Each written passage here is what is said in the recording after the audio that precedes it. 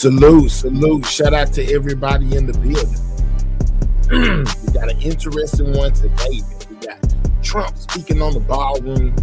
JD Vance basically gives a speech, guys. And we have Homan speaking on ICE.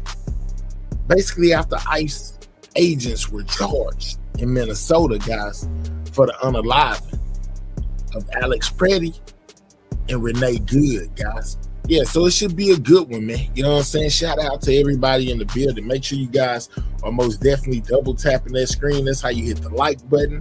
Or you can click the three dots, hit the thumbs up. That's another way to hit the like button. You know, let me know that y'all can hear me out there. Can y'all hear me out there, guys? You know what I'm saying? Let me know if y'all can hear me out there. Somebody type, we can hear you in the chat. So I know that everybody can hear me out there. Shout out to everybody in the building, man. Can y'all hear the sound of my voice as we get ready to get this show underway, man? I see we got a couple folks up in here. Somebody be brave enough to type in the chat and let me know that y'all can hear me out there, guys. Can y'all hear me out there? Let me know. Y'all can hear me. Feel like I'm talking to myself. You know what I'm saying? Okay, we got Westside in the building. He say, you good.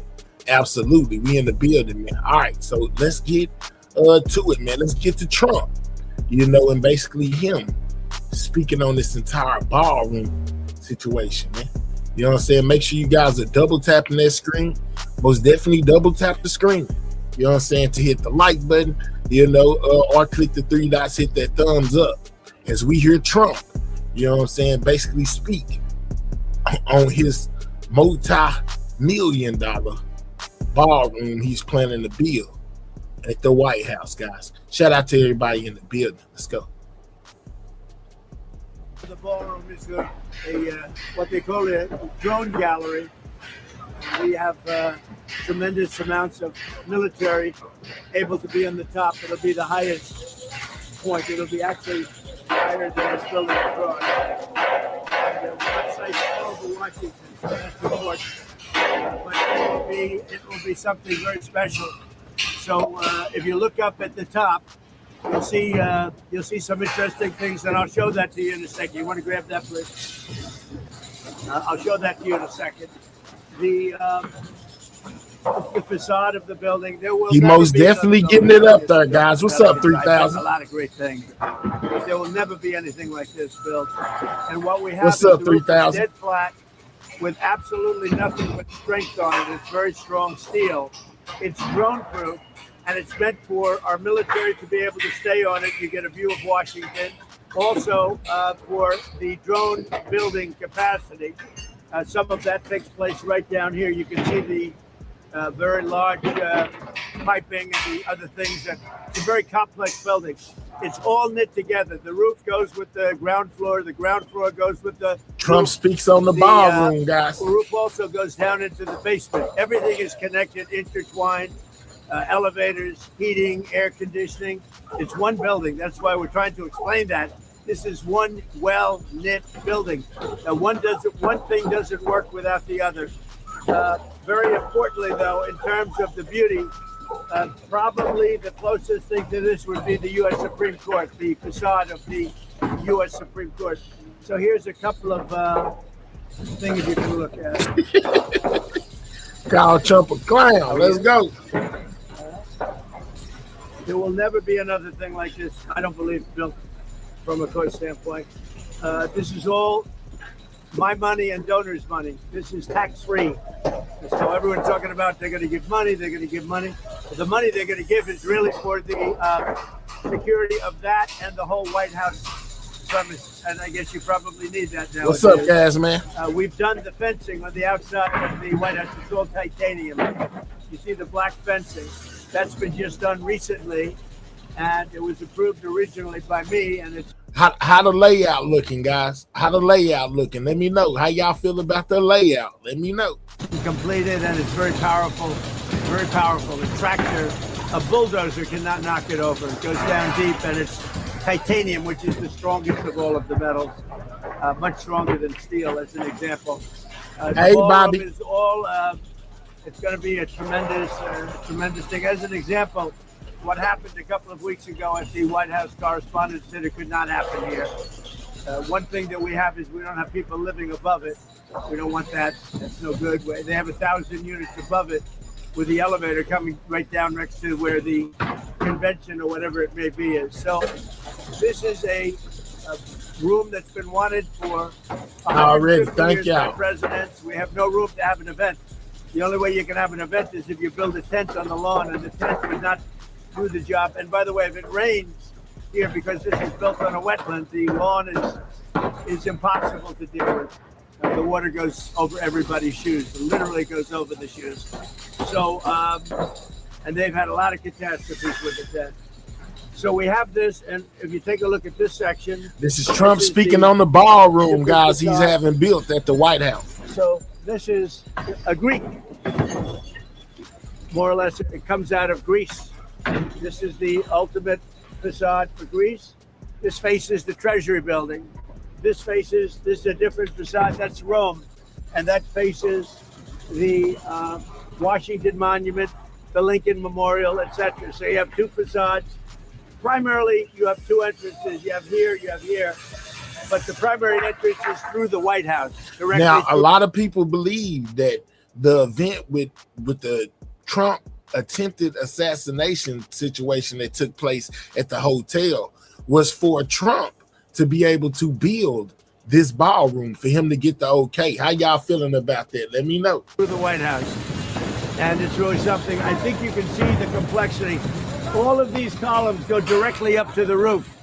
And the roof is a barrier. It's a shield because it's made out of the sidewalls are steel, impenetrable steel, and also impenetrable glass. The glass is approximately 4 inches thick. And yet it's amazing. You can see through it as though it didn't exist. It's amazing. And it can stop just about anything. Just about anything. On the other side of the glass, we have steel and concrete, so that the glass is very powerful. What's holding the glass is equally as powerful. And that's here. You can see they're just about ready to go up to the top. All of these columns, they go directly right to the roof of the building. And again, we call it a drone port. It's set up for unlimited numbers of drones. Purposely, we don't have any air conditioning equipment up there because we don't want anything coming down through the pipes. If anybody normally you'd have a lot of air conditioning equipment on the roof. We built it all inside the building, inside the case of the building, because we don't want to have any. Trump's multi-million-dollar ballroom, guys. This is him explaining what he got going at the White House with this ballroom. Anything having to do with air or air quality or any problems playing with the air. So you'll notice it's a dead flat roof with no equipment on it. All of the equipment is inside of the building, and that's for safety reasons. Normally you'd do it a lot less expensive. You do it a different way. So all of this was paid for by myself, and because I keep hearing we are making a gift of this one. This is a gift. This is not going to be paid for by the taxpayer. And we have a judge that thinks it's a terrible thing that we're making a gift. He said it's terrible that we're making a gift that should be paid for by the taxpayer.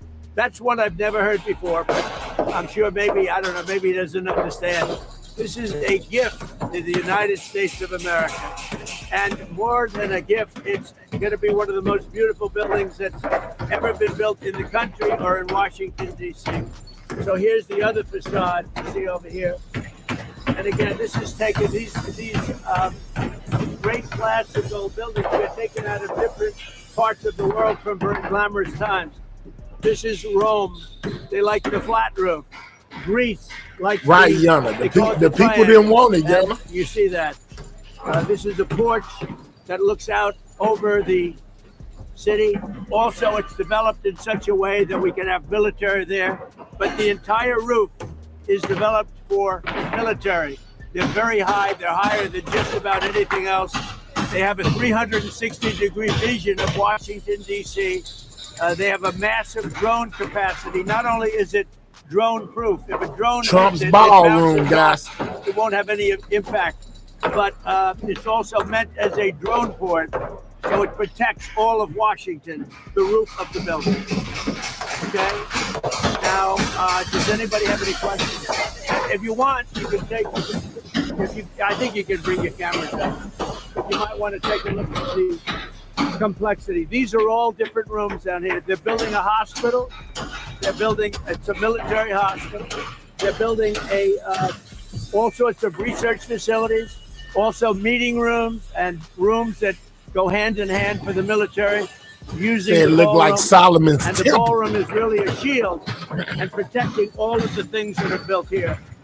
This goes, as you see, it's already. I don't know how it's gonna protect Washington, but that's what he said, Yana. He said the ballroom product protects Washington. I don't know how it's gonna do it, but that's what he said.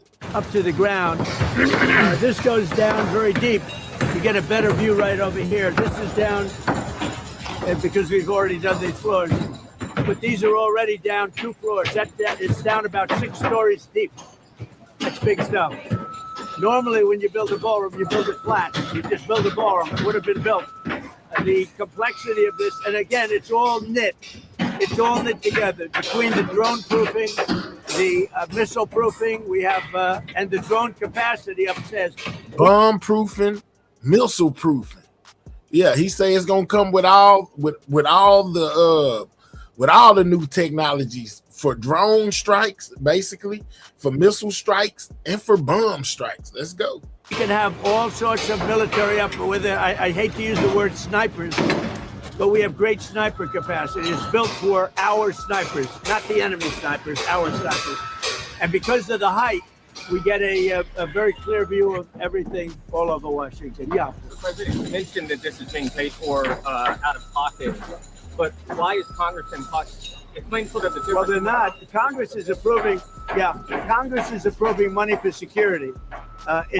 Some of it may go here for additional security. I don't know.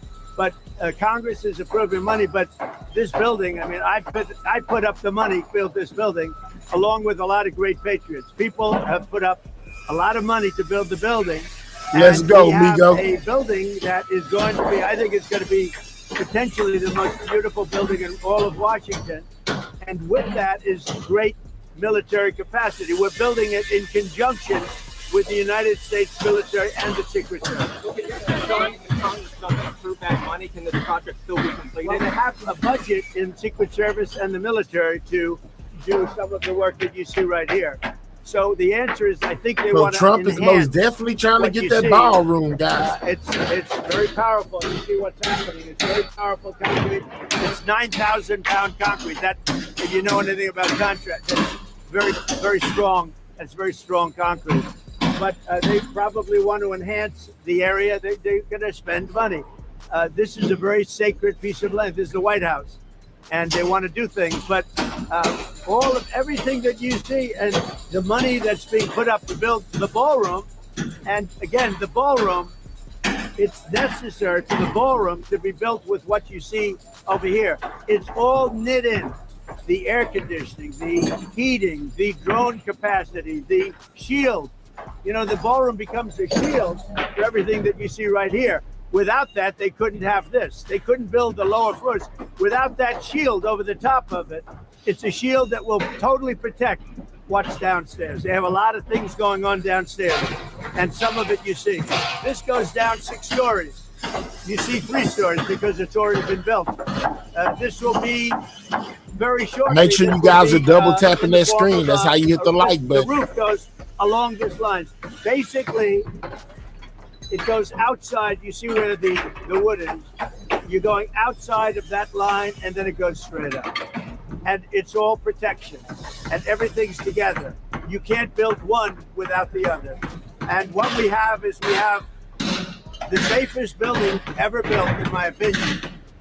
You can have, and you know the other thing. He says that the ballroom will be the safest building ever built. Ever, because nobody does it like Trump. Y'all know what he say. When we're right on budget, we're right on plan.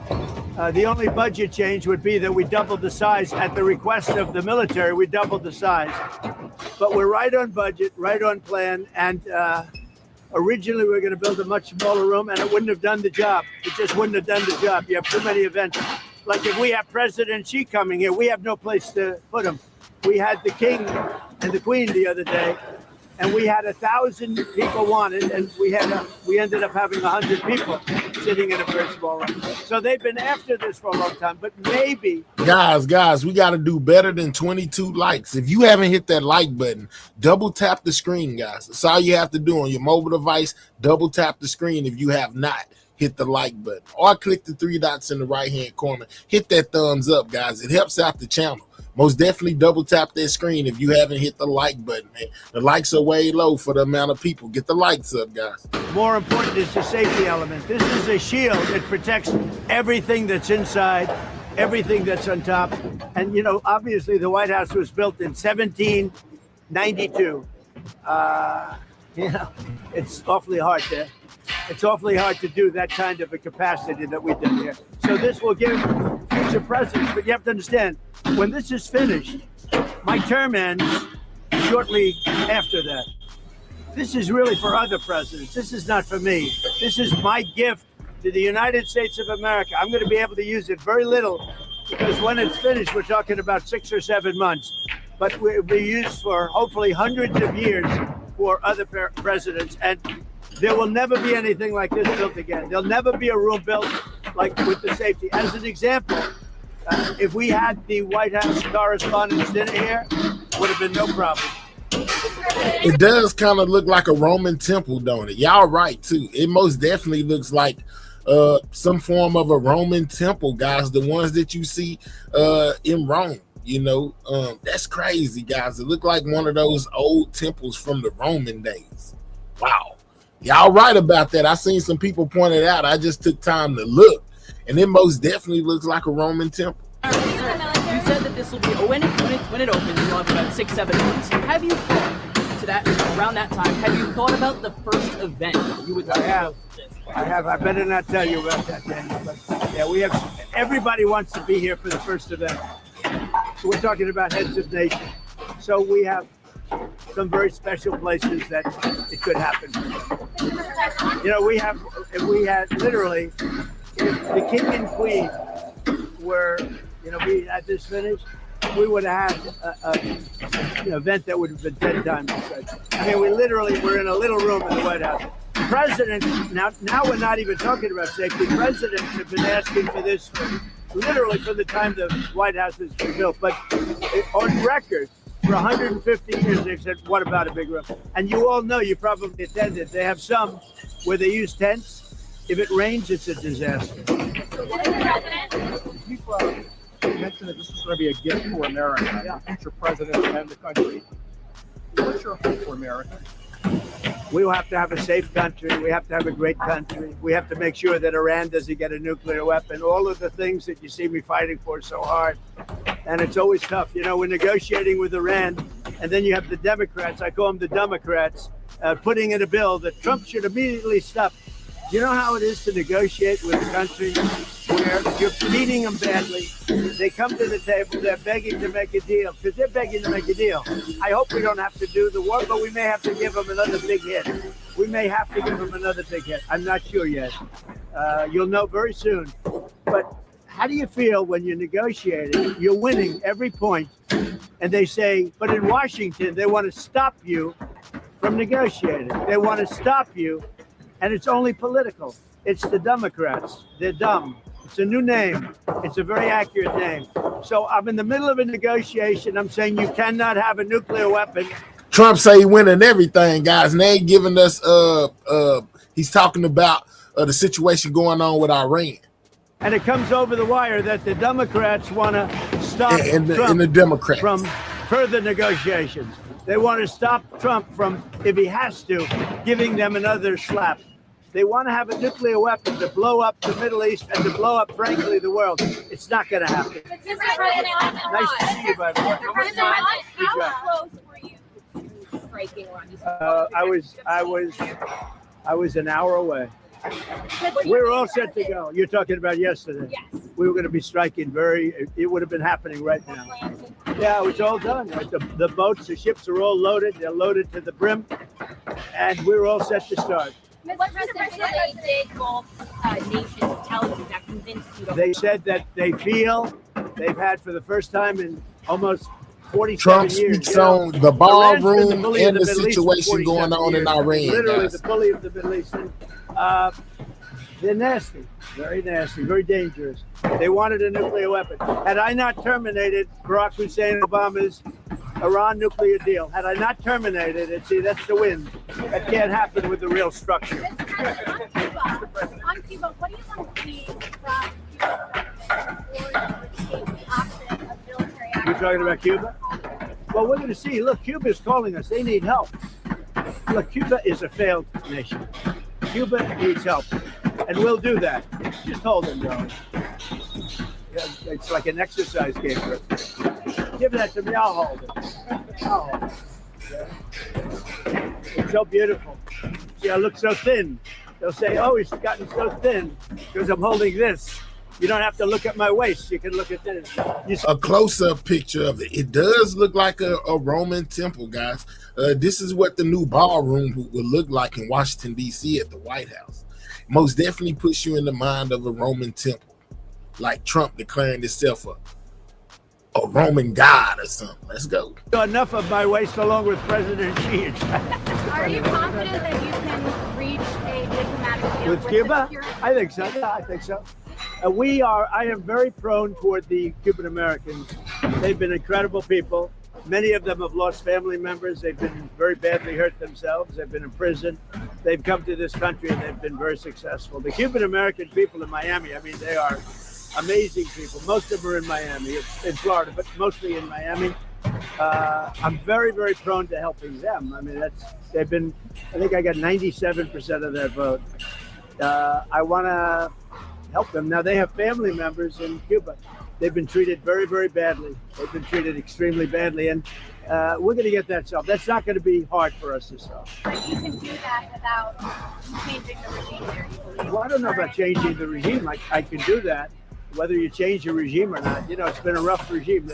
They've killed a lot of people, but it's a country that really needs help. It has nothing. They can't turn on the lights. They can't eat. We don't want to see that.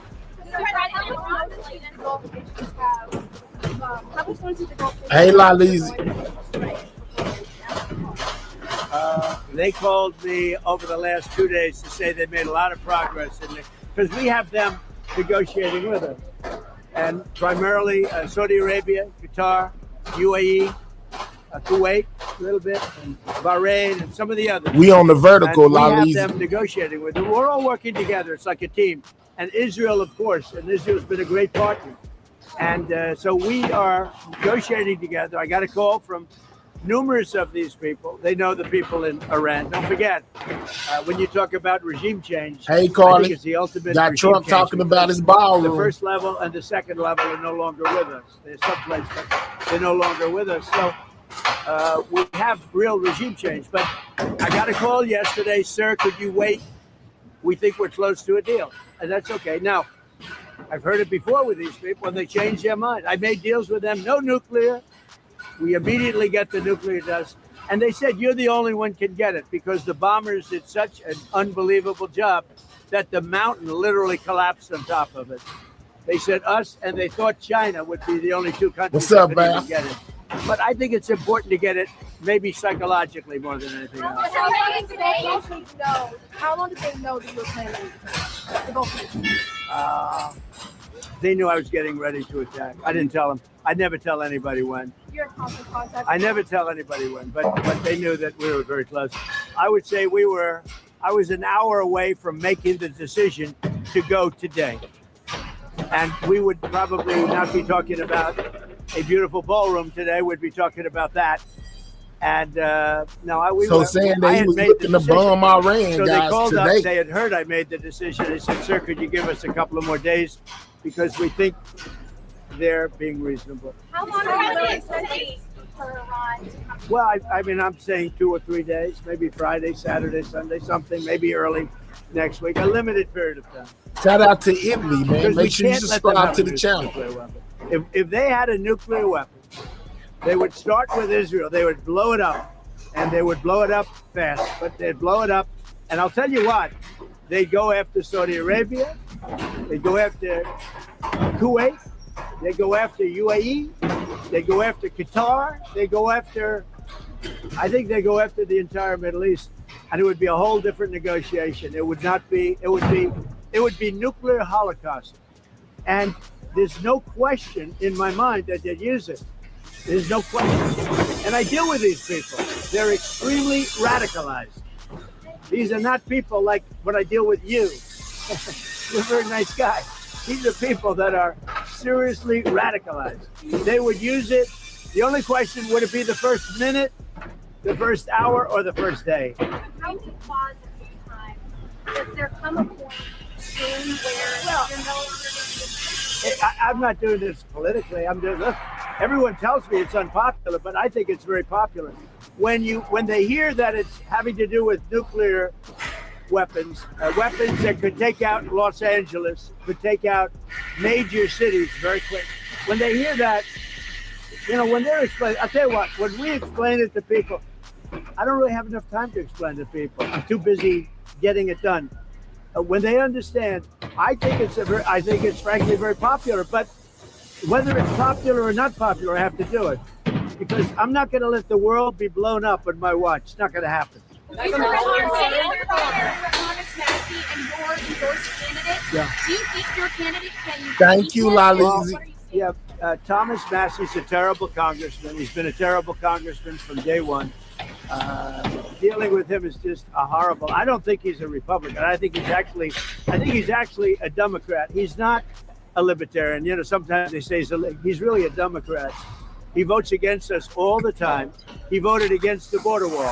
He voted against men playing in women's sports. He voted against transgender for everybody, the mutilization of your children. He voted against, again, open borders. We have the best border we've ever had right now. Nobody's coming in. I mean, a report just came out. In the last 11 months, literally nobody has been allowed into our country illegally. We're taking people legally. They go through a process. But nobody's come into our country. But we've taken out hundreds of thousands. So now he's talking about the mass deportation situation, guys. The people.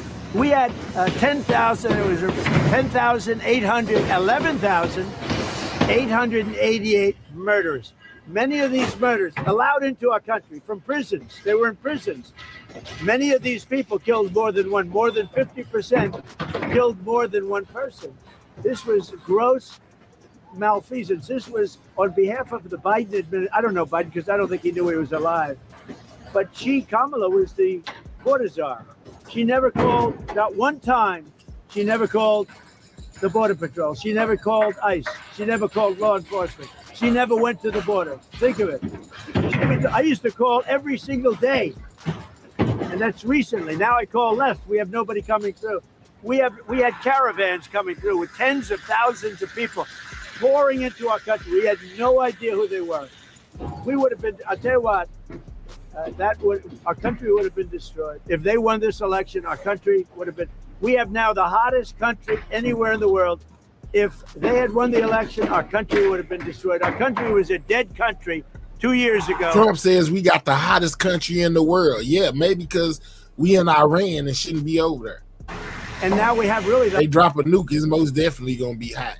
The hottest country in the world. And this is the Ballroom, and it's going to be something incredible. You see the quality of it. And they go right, those columns go right into the roof. And on top of the roof, we're going to have the greatest drone empire that you've ever seen. And it's going to protect Washington. Thank you all very much. We have a little breakfast for you. Really? Yeah. Where is the breakfast? I'd have it. Where is it? Oh, it's right over there. We have a little bit of a breakfast for you. I figured I'd be nice to you for a change. Rededicate to Christmas. Thousands of people gathered there. It was great.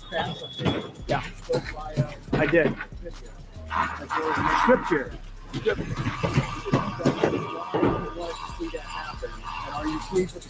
Well, I think that it was great. Thousands of people showed up, and it was a beautiful day. I did scripture. You think it's easy to read scripture? It's not easy to read scripture. That's a whole different ball game. That's not like reading a speech. We will build the wall. This is a whole different deal. But I did it proudly, and I guess it was broadcast. We had tremendous crowds. I think religion's very important for a country. I think having this country was built largely on religion. If you look, it was built so. And when you have strong religion, you have less crime. It's just a fact. You know, whatever it may be, it's like, gee, I want to go to heaven, so I'm not going to do this or that. Who knows? But we have a country that was based on religion, and I'm very proud of that. And if you look and you see all of the polling, I mean, polling is so fake. But on this, it's not fake. Religion is really going up in the last year. And during the time, I mean, really during the time I first got elected in 2016, it's a Trump, it's some people in my comments can't stand you. much different thing. I'm very proud of that. Religion is a good thing. Christianity, it's a great thing for our country. I mean, so many of the things that we've done, the successes that we've had have been based on Christianity and religion. So I'm very proud of that. Religion is taking off like our country is taking off. Our country's hotter now than it's ever been. And I'll tell you, religion is making a tremendous comeback. You look at churches today, they're full. You go back 2-3 years, nobody was going. So we're very happy with it. The hate crimes that we see happening. Yeah. No, I'm always concerned. I see things happening. Look, from the beginning of mankind, you've had that. You've had the good and you have the bad. I'd like to get rid of the bad, but somehow that's going to be there. But the good has been many times what it was. Really many times what it was. On the ballroom, if Congress does not vote for this $1 billion for your security funding, would you be willing, or would you willing to go to your donors and ask for that money? Well, this is money for the whole premises, including the East Wing. This is the East Wing section. But the ballroom is, as you see, it's going up. It's ahead of schedule. It's larger because they wanted more military capacity.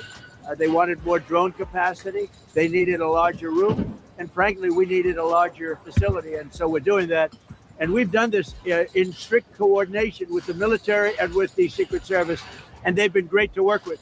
The money that they're talking about is the surrounding areas and maybe enhancing some security aspects of it. But the building, as you see, it's a very active site, and a lot of people are amazed. And by the way, that floor goes down 3 floors, just so you understand. You're seeing almost the top floor. That floor goes down 3 floors, and there are many things in there having to do with security. And many of those things are going to be taken from there and put onto the roof of the building, and that has to do with drone and missile capacity. The Vice President have done renovations to the White House, to all these things. Why do you think people are so mad about your renovations? Because I'm doing it. You got Meridian Hill Park, you got the water flowing again, all of it, and they just seem to hate you. Well, it's a sad thing, actually. You know, it's very nice. I appreciate the question. First I said, oh, this is going to be a negative question. Then I heard she's really saying, why do they hate you for fixing the water fountains? So, you know, we have 40. I know because I want to see Washington be beautiful. To me, it's very important. But as an example, you mentioned the water fountain. We didn't have one water fountain. I think we have 40. We didn't have one in Washington that worked. And soon they'll all be working. Many of them work right now.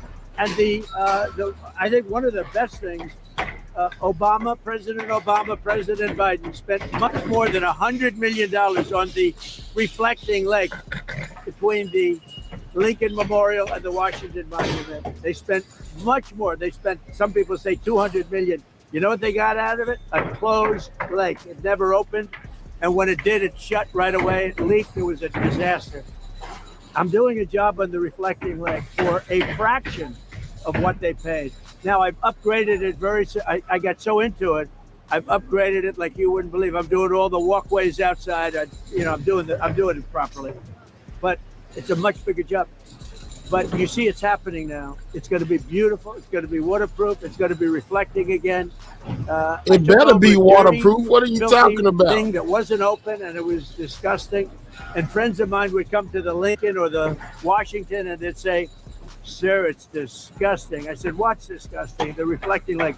So I drove down. I looked with Secretary Burgum, who's fantastic, of Interior. He's fantastic, and we got together. And we have, it's under construction right now. I want to get it open before July 4th, which we'll easily be able to do. It'll be open before that, but easily be able to do the July 4th being a very special day. And it is going to be beautiful. Beautiful blue color, dark blue color. It's very reflective. I put a thing out yesterday showing the reflection. we did a little test. We wanted to see. It's unbelievable. It's like a mirror. Well, it's like a mirror. It's beautiful. And I saw there was guys out there, Yeah. almost like they're hand painting it. Is Here that how they're doing. Yeah, well, they're fixing the stone outside, and they're sandblasting the stone. We're doing a much bigger job than we wanted to do. But think of it: Obama and Biden spent over $100 million, and you know what they got? Nothing. They opened it up, and it leaked like a sieve, and they closed it, and it stayed closed. They've been working on it for years. I've been working on this for a couple of months. When it's finished, it's going to be incredible. But we have other fountains, beautiful fountains. They haven't worked in 30 years. They're just sitting there rotting, and most of them are now open. And right across the street, I made a donation, and I'm building Lafayette Park, and it's going to be beautiful. I like that. How much was the donation? About $10 million. Are you happy with American So- flag doing? Well, I put up the American flag. No, the American flag. Are you happy I think so. I mean, I'll let you know. I wanted a lighter color blue. The person that really knows this stuff said, no, dark is much better. You don't see the leaves, and you know things will get in there. But most importantly, the dark reflects much better. Mr. President, he asked you. Claiming so desperately that MAGA's divided. Well, I think it's the strongest it's ever been. You know, you take a look at what happened in Louisiana 2 nights ago with a certain senator that was very disloyal to me and to the Republican Party. He's not even allowed to run for office.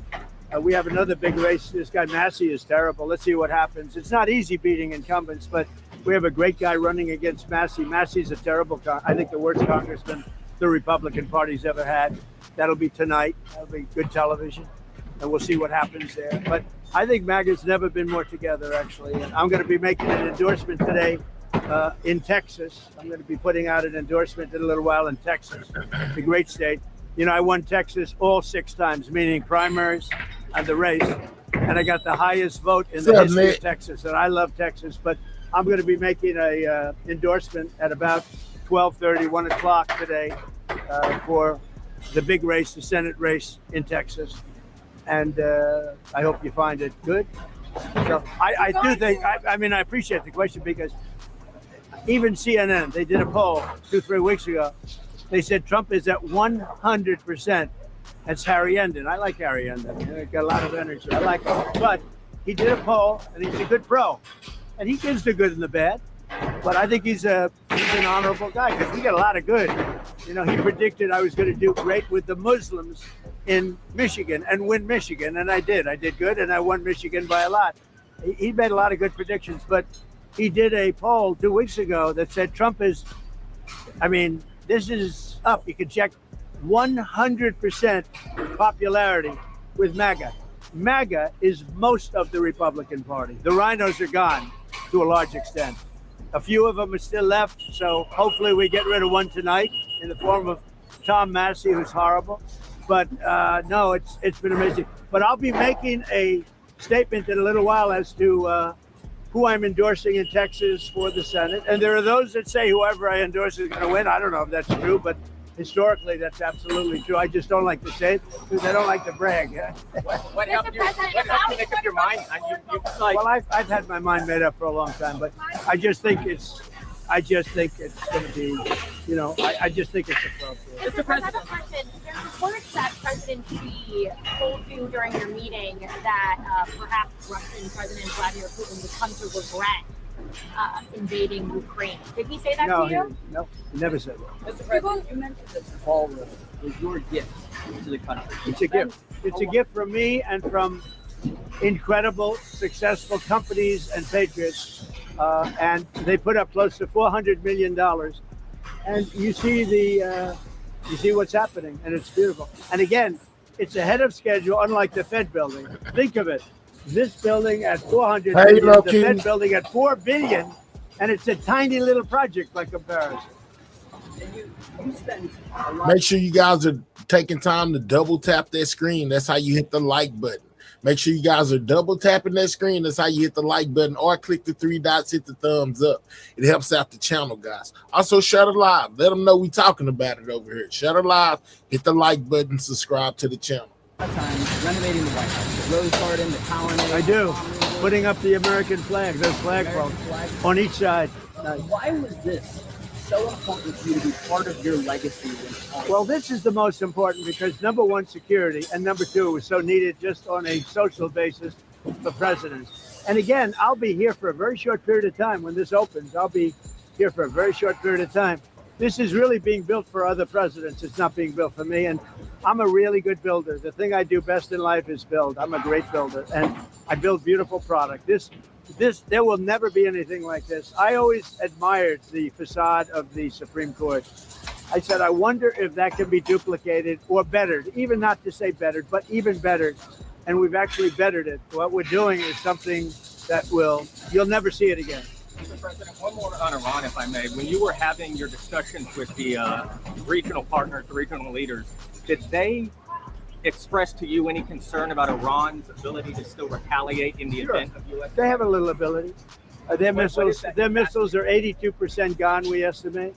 Their capacity to build is very little right now because we hit all of their manufacturing areas. Same thing with drones, largely gone, but they still have a little capacity. Yeah, not much, but they have a little. Their Navy is completely gone. Their Air Force is completely gone. President Xi has promised me that he's not sending any weapons to Iran. That's a beautiful promise. I take him at his word. I appreciated it. We had an amazing time in China. Look, we got along very well before this, but President Xi and I had really an amazing time. I think he'd say the same thing, but he promised that he's not sending any. All right, Nick. And if you think about it, he gets 40% of his oil. He's not sending oil boats in, tankers in with 20 destroyers alongside of it. No, he wants it. He does want it open, like me. I want it open, and we'll get it open. But Iran has used the Straits as a military weapon for 47 years, really much more than that. And that's not their Strait. That's international waterways. That's not for them to do. And look, they've learned their lesson. If I left today, it would take them 25 years to rebuild. But we're not leaving. We're going to do it right so that in 5 years, 10 years, if you have a bad president who doesn't want to do what's right to do, this should have been done by Obama. This should have been done by Biden. It should have been done by other presidents long before me. And everybody agrees to this. They agree to it. The federal gas tax. Yeah. Are there other initiatives that you're? Well, there may be. It's very temporary. Yeah, there may be. Anything to keep it down. Look, as soon as this war is over, gas is going to, I had gasoline down to $1.85 in Iowa. I was in Iowa, and the stations had it at $1.85. But I was down to, in many cases, less than $2 a barrel, a gallon. And then I said to myself, this is great. We just hit a new high in the stock market. Everything's going good.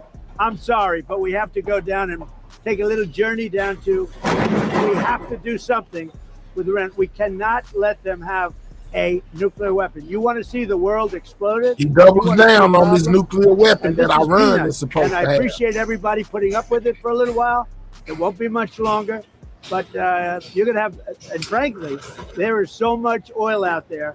One of the things that is happening is these big ships are coming up to Texas, Louisiana, and Alaska, and they're loading up. But I don't even think about that. What I think about is you can't let Iran have a nuclear weapon, and they won't have a nuclear weapon, and they fully understand it. Mr. President, I once asked you, how do you heal the divide in America? And it's been some time ago, during your first term, and you told me success. Yeah. Success. Based on that, why do you continue to do what you do, knowing that so many people are criticizing it at the same time? You get up every day to try to bring that success. Well, you have some people disagree with like the Iran thing. To me, it's no question. To me, you have to have borders. You have to have walls, and you have to let people in legally, but you have to have borders. Some people think you don't have borders. You should let anybody, murderers, drug dealers, you should let them in.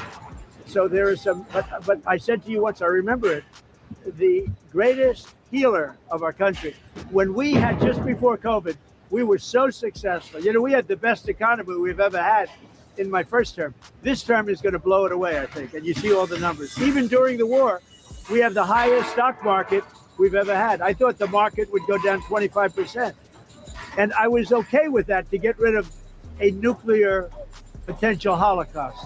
Would have been a nuclear holocaust. So going down 25% is okay if you're going to get rid of a nuclear holocaust. So most people agree with me. When I'm with people and they, let's say, oh, gee, why do, and I say, here's the problem. Is it okay for Iran? And they are very volatile people. I'm being nice. Is it okay for Iran to have a nuclear weapon? Everybody says no. I said, then we have nothing further to discuss. You know, it's like one of those things. And they will never have a nuclear weapon. Not going to happen. And probably that's going to be very soon.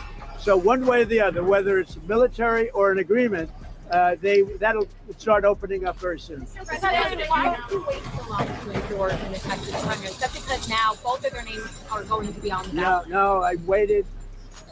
I've pretty much always known who I was going to endorse.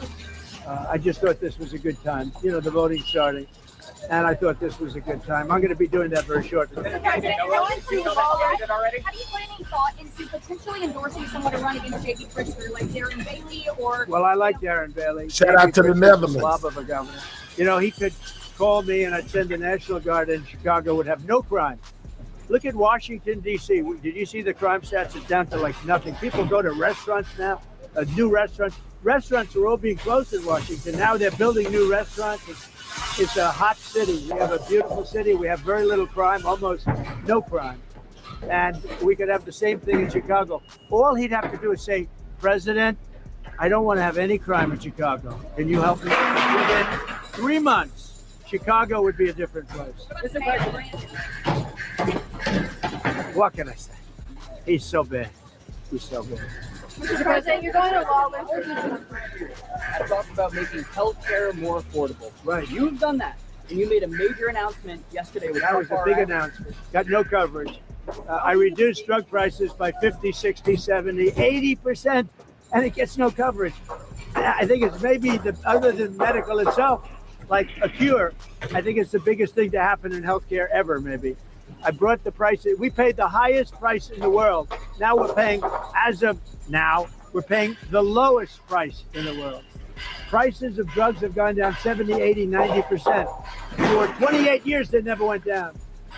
In my administration, I got it down 1/8 of 1%, and I thought it was great. The first time, the only time in 28 years that it went down. Now I got them down 50, 60, 70, and even 80%. And that has a huge impact on healthcare. Listen, go have breakfast. Have a good time. Thank you, Mr. Have breakfast. Enjoy your sight. You can shoot down there, but it is those. The next time you come here, those columns will be standing even taller. How long did it take to design the underneath? Is it kind of the military? Like what was the Yeah, actually, the underneath part's a good question. It's far more complex than the upper, because what you don't see are the floors that are beneath here, and they have very, very important rooms down there. The most important. And this was the one opportunity for the military to do something. You know, they came. Normally, I'd build a ballroom on flat land. I wouldn't have any of this. It would have been built. I'm very fast. I'm a very fast builder. We're way ahead of schedule here, but we went down 6 stories.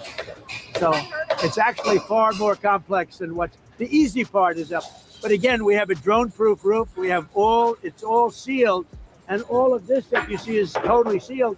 And we use it as a drone port. We can have unlimited drones up there, and drones are what's happening right now. Thank you all very much. Thank you very much. Don't eat too much. What do you give us? What are we Are serving? you going to see? Where is it?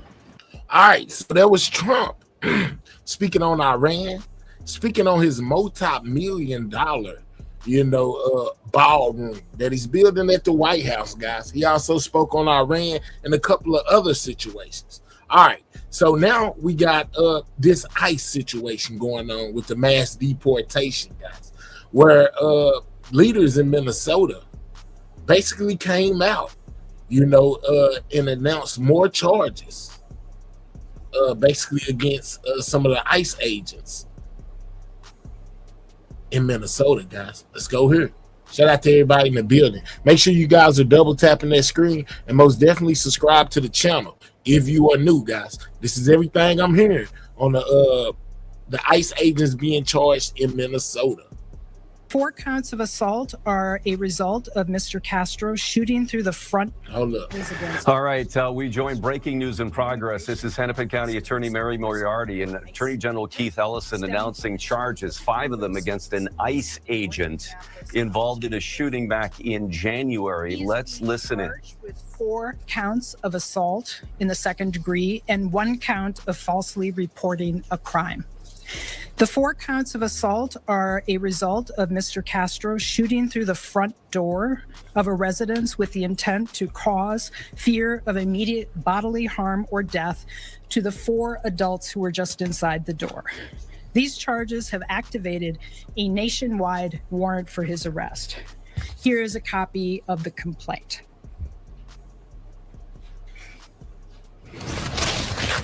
Mr. Castro fired his service weapon at the front door of the home, knowing there were people who had just run inside that presented absolutely no threat to him or anyone else.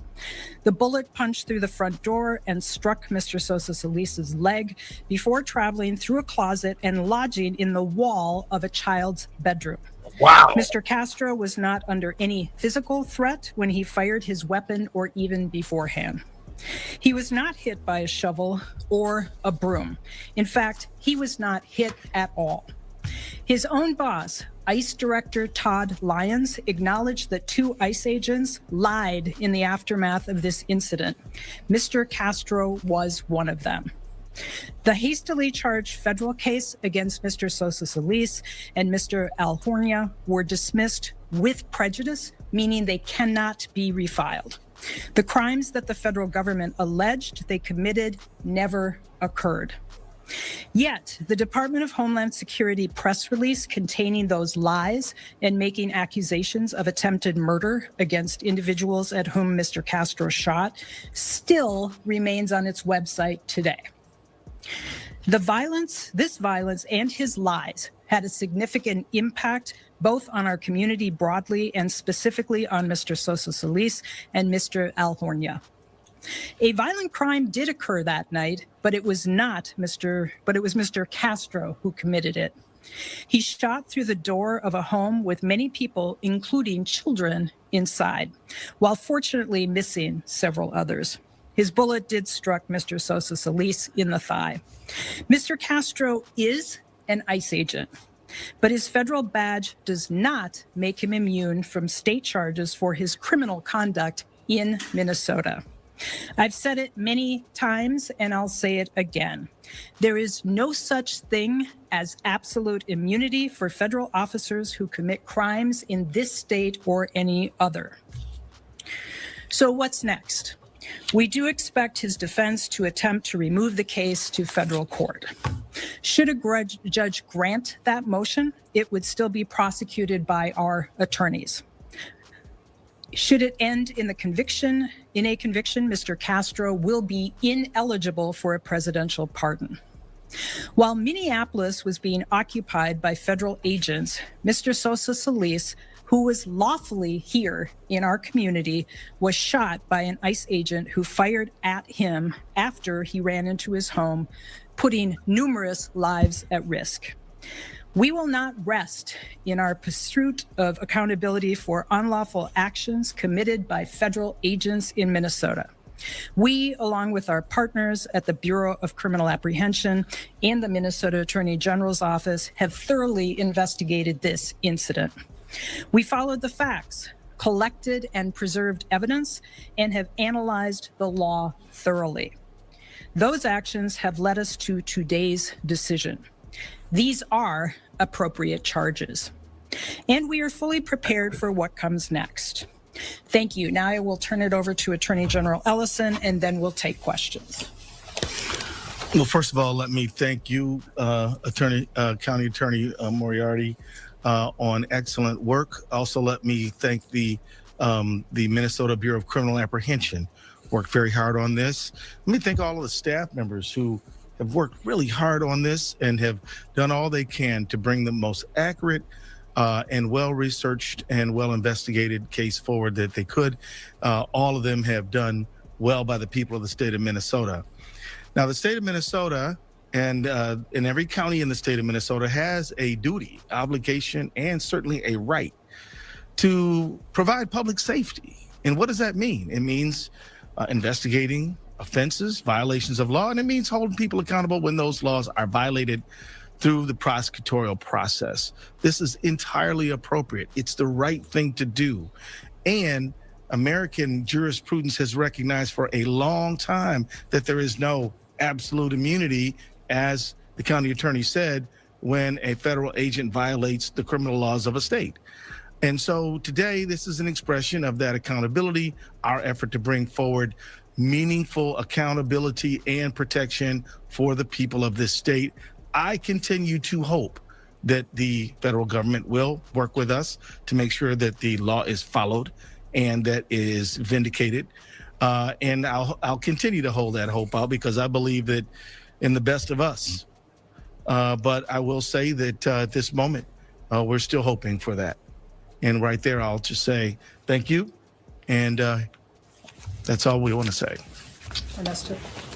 Mayor, thanks for your time and this information. Can you walk us through how your office and your team was able to ascertain the identity of the agent? This had been a big stumbling block all along.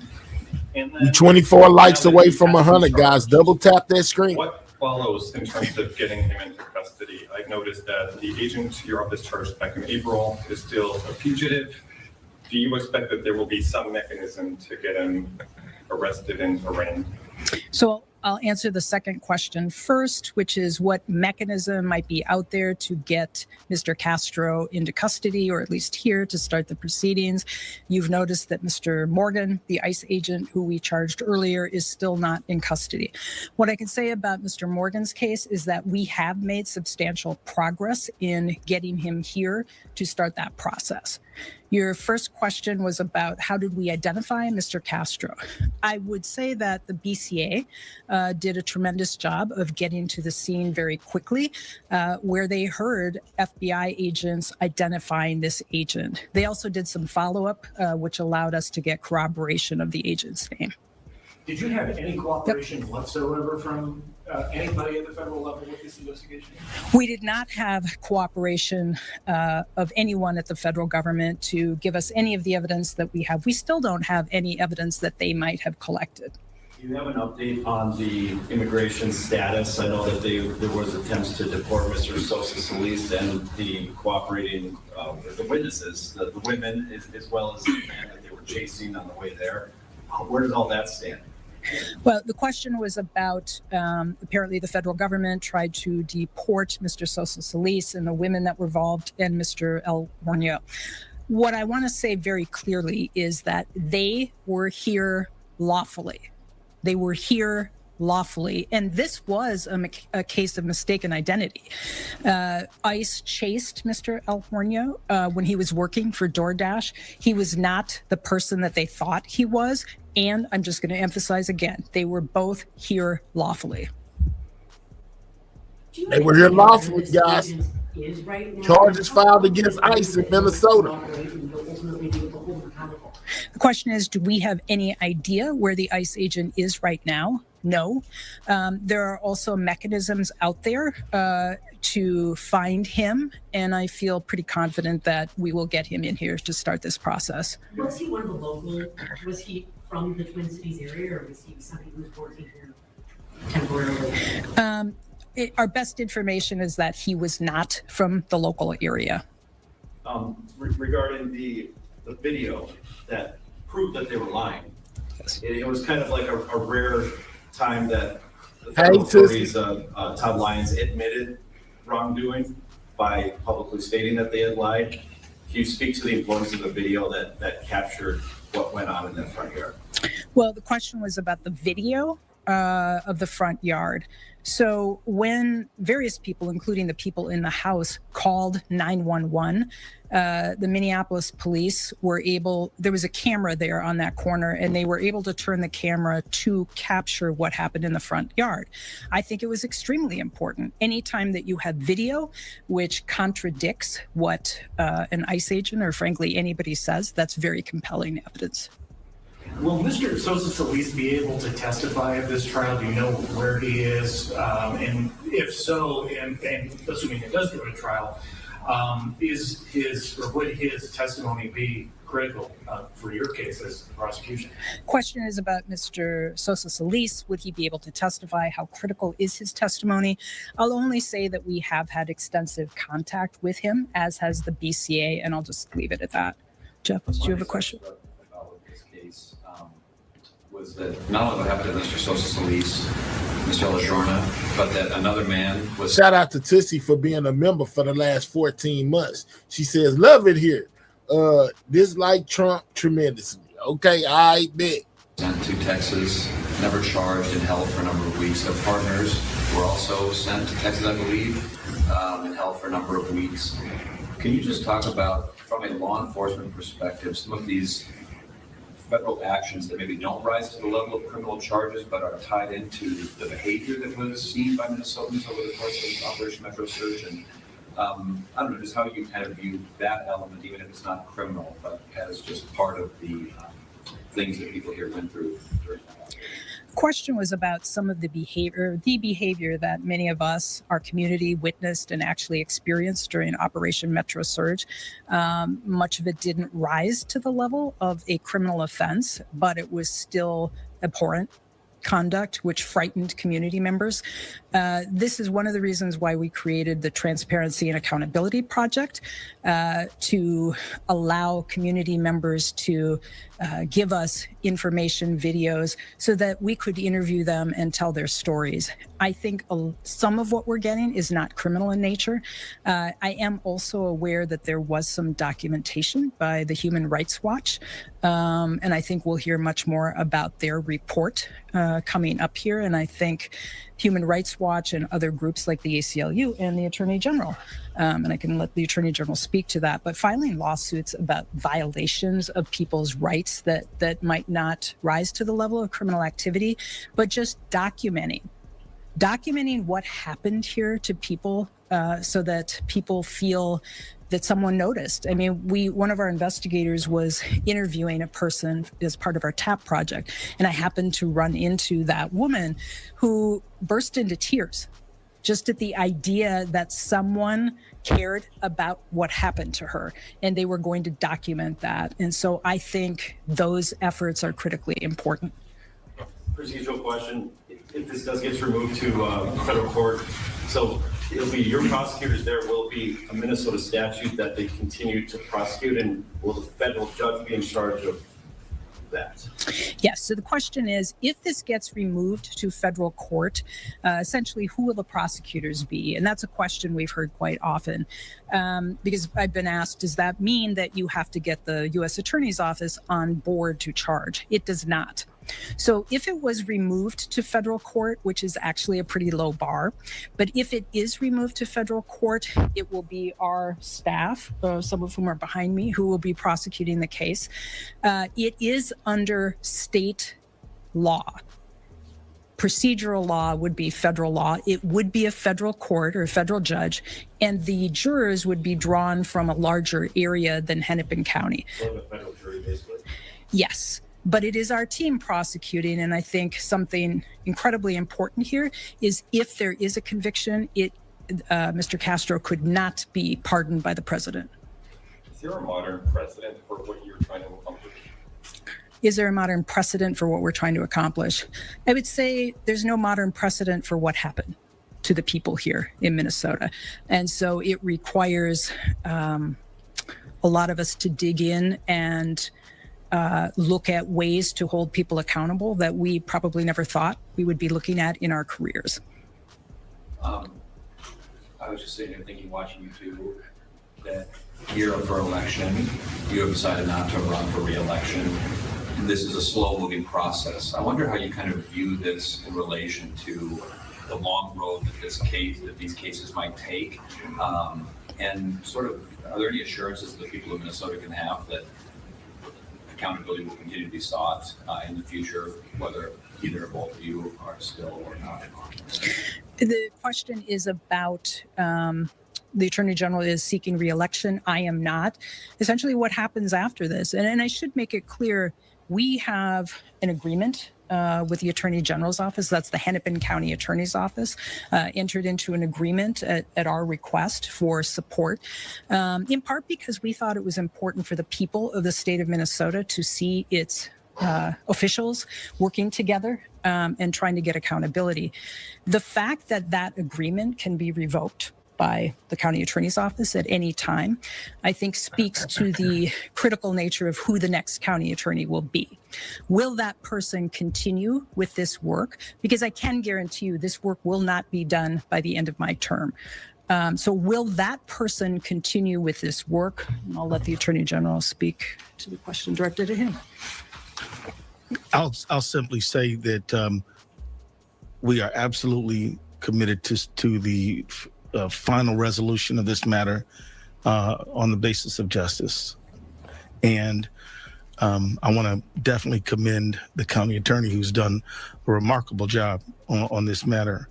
But she doesn't have to fear that we're not going to carry on. Okay.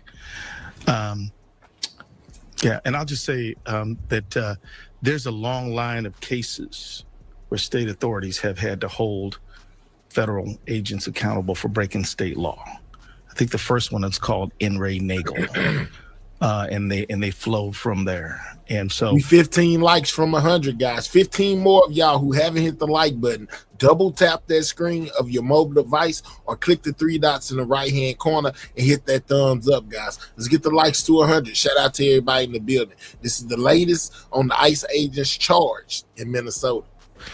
As was said earlier, there's no such thing as absolute immunity.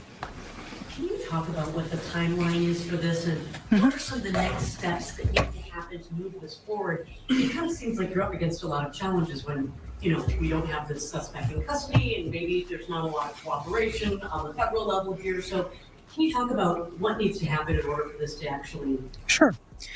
We can't begin the process of prosecution until we have Mr. Castro, not necessarily in custody, but making an appearance here in state court in all likelihood. As I said, in the case of Mr. Morgan, we have made substantial progress in getting him here. So I have great confidence that we will get Mr. Castro here in some way or another to start this process. What we expect is that he, just like any other federal agent, would make that motion to remove the case to federal court. I mentioned that it's a very low bar, so it may be removed to federal court, which simply means that our team will be prosecuting the case in federal court rather than state court. To get a little more in the weeds, for those of you who are interested in that, one of the defenses would be what's called supremacy clause immunity. It is not absolute immunity. And it is a defense. It is a defense that a federal agent can raise. It has to be decided by a judge. So if the judge decides that supremacy clause immunity is not appropriate in this case or any other case, then we continue to prosecute it. So it's a pre-trial type motion? It is an evidentiary, it's supposed to be an evidentiary motion hearing that is decided by the judge. So that would require testimony to be presented. But in many, as the Attorney General said, there are cases out there, but not entirely like this. It's been interesting, and I know the Attorney General and I have talked about this a great deal. You have to look back to probably the American Revolution for a situation where an entity was encroaching on the colonists or the states. They weren't states at the time, but people rose up because of that. We went through a period in the civil rights era where the federal government had to come in to various states to help protect the rights of people in those states. And so they were somewhat heroic in that era. And now we're completely reversed. We were occupied by our federal government, not at our request. In fact, the occupation had nothing to do with crime, which is going down. It had nothing to do with anything that this administration said it had to do. What we saw here in the community inflicted upon our community members was simply unprecedented. So this is a situation where our community is still struggling. I should say that too. I was at a neighborhood Association meeting last week, where I heard that ICE was staging in this particular neighborhood. And I heard stories of how people who were showing up to help students get to school were followed home by ICE agents and were terrified because people they believed to be ICE agents were driving by their home. This has had a huge impact. They inflicted a huge amount of harm. And, you know, you could talk about it economically, but I don't know how you talk about children who are still afraid to go to school, people who are still afraid to go to their jobs. Even though they may be here legally, it did not matter. People were profiled during this, and that caused a great deal of harm. It's still here in our community. It will have long-lasting effects. And what we hope to do as an office here is to, in our lane, bring some accountability for unlawful behavior that was inflicted upon our community. Matt? When might you have a charging decision for the other two shootings, Alex Preddy and Renee Good? Question was about the charging decision on Alex Preddy and Renee Good. I think I've been clear all through this process. There are no timelines. We have been thoughtful. We have multiple meetings every week with the federal partners that we're working with in the Attorney General's office.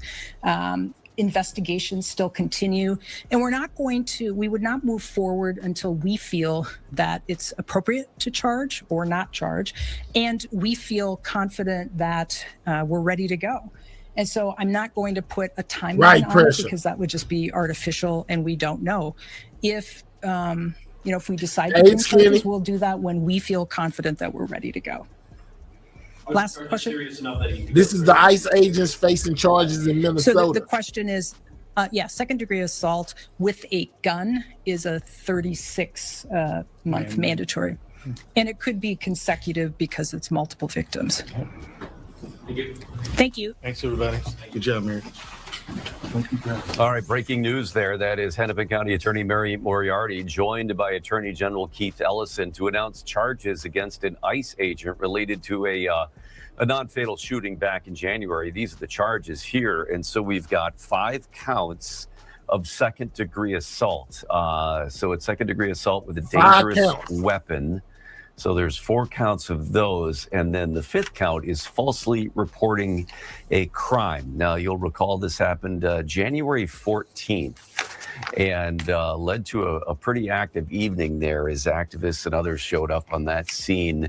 And it became kind of a tense evening there. But what had happened before that, and I did a story on this early April, when they had released the video that she had referred to there. It was from a city-owned camera that caught the incident in question here, which is why they say and accuse this agent of falsely reporting a crime, in which he had said this was a roughly 3-minute struggle as he, again, was pursuing somebody suspected of being in the country illegally. It sounds ridiculous. The county attorney there stressing that both men involved here were legally here. So she said it was a case of mistaken identity, but these were people who were here in ways that made them concerned about being targeted by the immigration enforcement, which is what led them to flee. But the camera video here that we got, again, in early April showed this was an incident that occurred in a matter of seconds, not minutes, that there was a struggle in front of this home. That the 2 men, the one had been struggling with this agent on the ground. The other one came to his assistance. They said that there was a shovel involved. The video showed the shovel actually being thrown into the yard before the agent ran up into the yard, so that wasn't involved. And that is the 2 men went inside into the home, that it was roughly 3 or 4 seconds later, according to the video, when you see the arms raised in the agent. And that matches up with a timestamp on ShotSpotter, which recorded a single gunshot that went through the front door of the home, through the leg of the man involved here, and then into a wall, so that this shot was fired after they were already inside the home with the door closed a few seconds later. So that's why the charges here against Christian Castro, 53 years old, and trying to get him, trying to find him and trying to get him into court. So again, saying that this is, since these are state charges from a county attorney, that this is not something that would be subject to a pardon from the White House because they are not federal charges. Also saying no timeline involving charging decisions related to the 2 fatal shootings in Minnesota, in Minneapolis, that were connected to Operation Metro Surge. No timeline there because the investigation takes the time that the investigation needs. So breaking news here today. All right, so basically we got charges filed against Mr. Castro. Mr. Castro, ICE, it's crazy, guys. Hold on. There's more to this situation. Let me go. Hold on. Because there's more.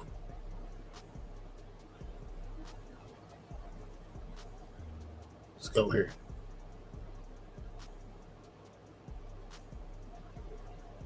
This has to do with an incident that occurred on January 14th in Minneapolis when the defendant, Christian Castro, fired his gun at someone that he was trying to arrest. Moriarty saying this was a case of mistaken identity and that the individual was in the country legally, but the ICE agent claims that 2 people attacked him with a broom and a shovel on that night on January. This is what's going on with these charges. The individual in the leg in self-defense. Local officials now claim that city cameras and testimony from the victims contradict that claim. It's a complicated case because they've yet to arrest the guy, and to talk all about it, we brought in Mike Bryant, a criminal defense attorney here in the Twin Cities Metro. And Mike, you're not associated with this case. I am not. But we loved, over the years, we have used you for all the big cases because you have great insight. Oh, thank you. I mean, a lot of experience, right? This ICE agent, Christian Castro, he's not in custody, but they have issued a federal warrant. What does that mean? That means they put out a warrant across the country that if he gets picked up or... Oh, I was already on top of it. Let me show you this. Hold on real quick. Hold up. I got the video most definitely. Hold up. Let's go here. This is the actual incident. In the line of duty and lying about what happened. These are the most serious charges so far against an ICE agent tied to Operation Metro Surge. Prosecutors say this video made all the difference. Ubali explains that even though prosecutors believe they have a strong evidence in this case, sounds like it's far from a sure thing, Uba. Yeah, this case has a lot of ups and downs. It started as a case against 2 men accused of attacking a federal agent. Those charges were dropped. Now that ICE agent, Christian Castro, is facing state charges and federal investigation for allegedly making false statements. Still, like legal experts say, the road to charging a federal officer is not easy. This video from January 14th is at the center of this case. It all stems from an ICE operation in North Minneapolis where 1 man was shot in the leg. A federal agent claimed he fired his gun while he was being attacked by 3 men with a shovel and a broom handle. Wow. And the day after, I don't see no 3 men. This is the video from where he was charged from. I see the dude running. I see them pull up over here. I see this dude right here take off running. Then get shot in the leg. I never see he holding the shovel right here. So I think he dropped the shovel and take off running, and then ICE shoot him in the leg. And there was never 3 suspects that jumped on the ICE agent that fired this is all wrong. It looks all wrong. This video from January 14th is at the center of this case. It all stems from an ICE operation in North Minneapolis where 1 man was shot in the leg. A federal agent claimed he fired his gun while he was being attacked by 3 men with a shovel. There ain't nobody but him and the suspect. And the day after, it all stems from an ICE operation in North Minneapolis where 1 man was shot in the leg. A federal agent claimed he fired his gun while he was being attacked by 3 men with a shovel and a broom handle. And the day after, then Homeland Security Secretary Kristi Noem said he almost died. City surveillance video does not show that. We highlighted where 1 man drops the snow shovel before ICE agents get there. The person the agent was chasing slips and the agent jumps on him. There's a struggle on the ground before the 2 men break free and run inside. That's when the agent appears to lift his gun and fire a single shot. Bullet punched through the front door and struck Mr. Sosa Solis's leg before traveling through a closet and lodging in the wall of a child's bedroom. Hennepin County Attorney Mary Moriarty said this video was critical and helped lead to 5 felony charges. And she's not the only one who's watched it. The head of ICE said they were investigating that agent for making false statements. There is no such thing as absolute immunity for federal officers who commit crimes in this state or any other. Will this federal agent even see a Minnesota courtroom? Yes, sooner or later, this federal agent will. But I mean, I would almost imagine that his defense attorney will make a motion to remove it from Hennepin County Court to the federal courts. Criminal defense attorney Joe Tamburino is not connected to this case, but says that lays the foundation for the defense to make a motion to dismiss based on the Constitution's supremacy clause, a clause that gives federal agents certain protections. If you can prove that as a local prosecutor that, yes, this particular federal agent, Mr. Castro in this case, was acting outside of his duties, outside of his authorities, well, then you can prosecute him. If you cannot, then he's going to get his case dismissed. Castro is facing 5 charges for assault and false reporting. This is the second ICE agent charged by Hennepin County Attorney's Office. Neither are in custody right now, Frank, but we also did reach out to ICE to get comment regarding these charges, but have not heard yet. Okay. Thanks, Suba. 2 other ICE shootings during Operation Metro Surge took the lives of Renee Good and Alex Preddy. The Hennepin County attorney says there's no timeline on when those charging decisions may come. We would not move forward until we feel that it's appropriate to charge or not charge, and we feel confident that we're ready to go. Moriarty says her team is having meetings each week with federal partners about those cases. So we have, Mr. Castro done basically got himself charged. 5 counts, guys.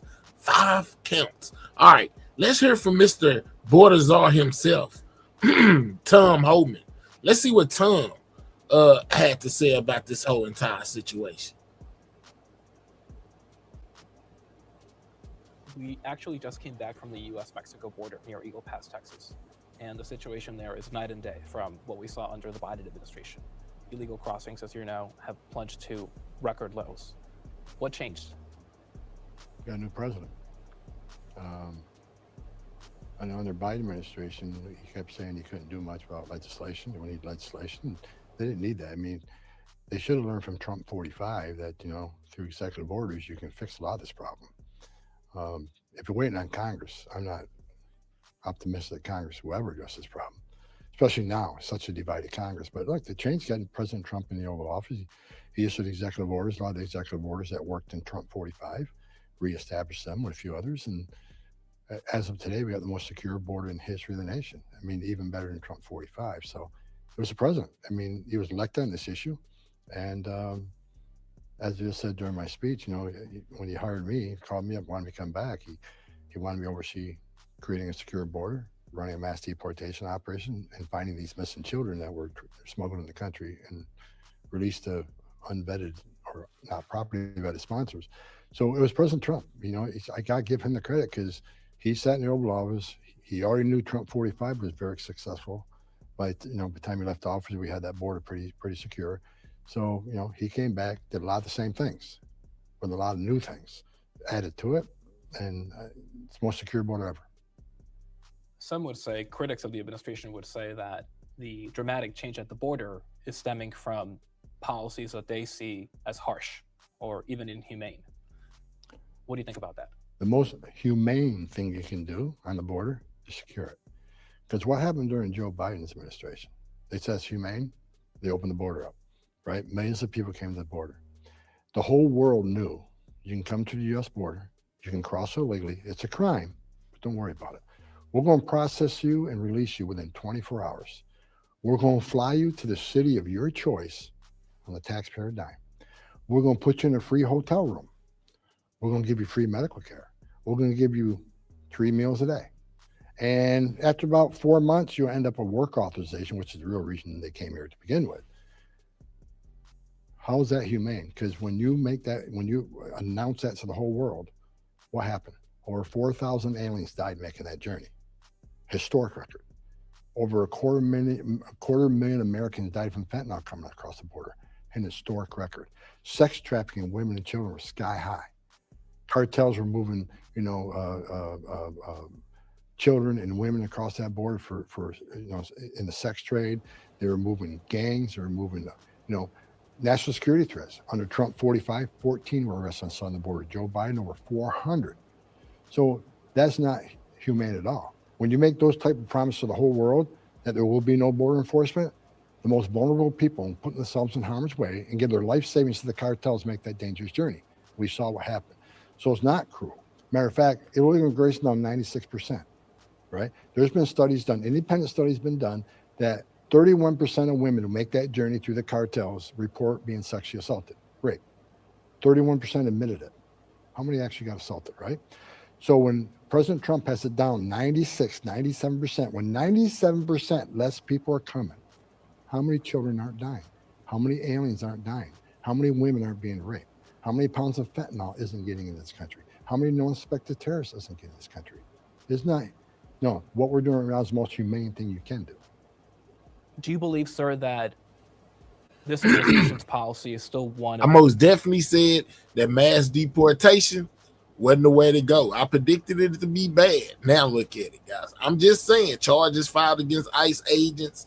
Yeah, man, it's most definitely out of control. Of mass deportation.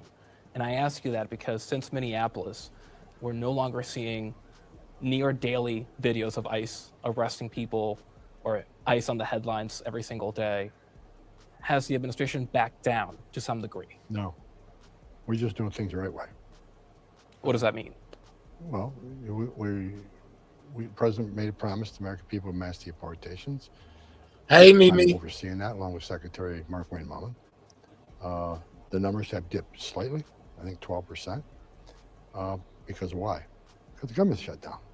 I mean, ICE agents may be getting paid, or the contractors aren't. The people who do the targeting, people who do all that work to make it possible to go look for people, right? So that's part of the problem. The other problem is Minnesota. Look, the president, I didn't ask to go to Minnesota. President. All right, so there we go. He said another part of the problem is Minnesota. Yeah, which they just filed charges against the ICE agents. Let's see how Tom feel about it. Problem is Minnesota. Look, the president, I didn't ask to go to Minnesota. President called me up, told me to go to Minnesota to address a problem, to de-escalate, and do what we do best, which is target enforcement operations. And when I got to Minneapolis, I was clear during my speeches there, things weren't perfect. I addressed some things, we fixed some things, and what happened after Minneapolis? We had unprecedented support from county jails across the state that we didn't have before, which means we got the bad guy in the safety and security of a jail, which means we didn't have to go to the street to find him, right? So you send a whole team of 6 or 7 guys to go find this person, and things were so elevated, the hate and the violence was so elevated. Now we got to send a security team to back up the Fuge Ops team. So while they're busy trying to arrest this guy, now you got to have another security team keeping their back safe. So now you got 13 guys arrest that one person. That alone causes a lot of the conflict when people see, the large groups of agents out doing this job. When we simply could have had one agent arrest one bad guy in the jail, right? So I met with the governor. I met with the attorney general. I met with the mayor. And to de-escalate. To say, look, there's a better way to do this. Cooperate with us. Let us get the bad guy in the safety and security of a jail, which is safer for the aliens, safer for the officers, and much safer for the community. More agents in the jail means less agents on the street. I don't have to send 12 people to look for one person that we could have arrested with one person, right? One-on-one. This is Tom Homan talking about, the overall situation with ICE and the problem going on in Minnesota as we just viewed. Officer Castro being charged with, I think they said 5 counts, guys. So yeah, they most definitely holding them responsible in Minnesota, guys. Make sure you are double tapping that screen. That's how you hit the like button, or you can click the 3 dots in the right hand corner, hit that thumbs up. Most definitely subscribe to the channel if you are new, guys. And we end up coming out there with a big win, because that state's less of a sanctuary state now because of the cooperation we have. Does that mean we're going to stop enforcing immigration law in Minneapolis? No, we've got several hundred officers there doing the criminal investigation of fraud, but we're still going to enforce the law in Minneapolis and Minnesota. But now we're in a better position.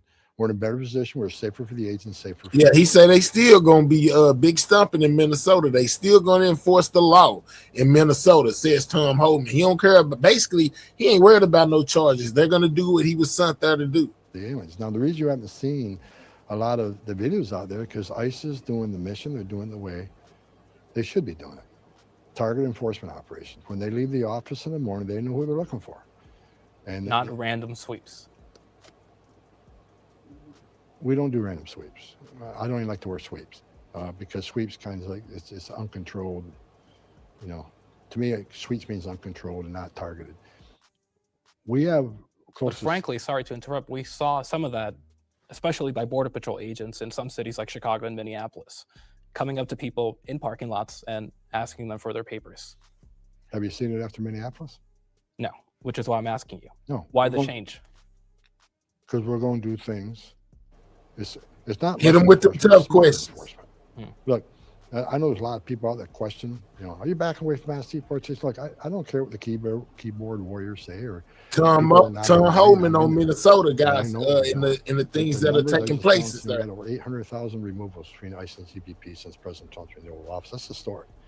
And we'll keep doing that. The focus is going to be on public safety threats and national security threats. A lot of people want to attack that. Look, if you have a criminal public safety threat here and a non-criminal here, who should you arrest first? We're always going to go for the public safety threat because he's the biggest threat to our communities, right? So right now the numbers run around 60 to 65% criminal. But let's say 60% of who we're arresting is criminal. Let's just use that number. 40% are non-criminal. I think that's good. I think it's better than saying 40% are criminal, 6% are non-criminal. I mean, it's about public safety. And you can see because of President Trump's focus on public safety, crime rates dropping across the country. I mean, it's working. President Trump's policies are working. We're going to make sure they work. So ICE is getting back to what they've done for decades. Back when I was an ICE agent, we did target enforcement operations. We don't drive around looking for people different than us. We know who we're looking for. Now, here's the problem, though. Let me add this. So target enforcement operations, we know who we're looking for. However, because in sanctuary cities, they're forcing us into the community because they don't give us access to the jails. Now we got to go to community and find this person.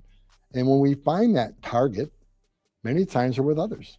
Others in the United States illegally. Weren't the target, weren't a priority, but guess what? They're in the country illegally, they're coming too. So sanctuary, to arrest that person too. We're not walking away. Who is not the target of the operation. We're not walking away from the illegal aliens. The men and women ICE going to uphold the oath they took and will enforce the laws enacted by Congress. That's their Even job. if they have no criminal record. Absolutely. If they're in the country illegally, they're not off the table. If we find them, we're going to arrest them and deport them. We're in the business of enforcing immigration law. There's nothing in the immigration law says. He said, hey, he don't care. If they here illegally, they on the table, whether they're violent or not, which basically came against what they basically initially said they was doing. They said they were starting with the bad guy immigrants, the ones, you know, who were in trouble, and then they would work with everything else. But their agenda was to get the violent immigrants with no green cards basically up out of here. But it turned out into, if you don't got a green card, whether you're violent or not, you know, you got to get out of here. That's kind of what people are saying. You got to commit yet another crime other than illegal entry to be arrested and removed from this country. That's the way we operated for decades. But it's just what the same thing I explained to the elected representatives in Minnesota is that when you force us in a neighborhood and have to have a bunch of agents doing a job that took one in a jail, that raises fear in the community. It also results in more collateral arrests because we'll find others in the pursuit of the target and we're arresting them too. We're not going to turn a blind eye to illegal immigration. So if you want less collaterals, if you want more target enforcement operation, then let us in the damn jail. You know, you chose to arrest somebody and lock him in a jail cell. You chose to take his freedom away and lock him in a jail cell. So obviously you think he's a public safety threat because you locked him up or flight risk.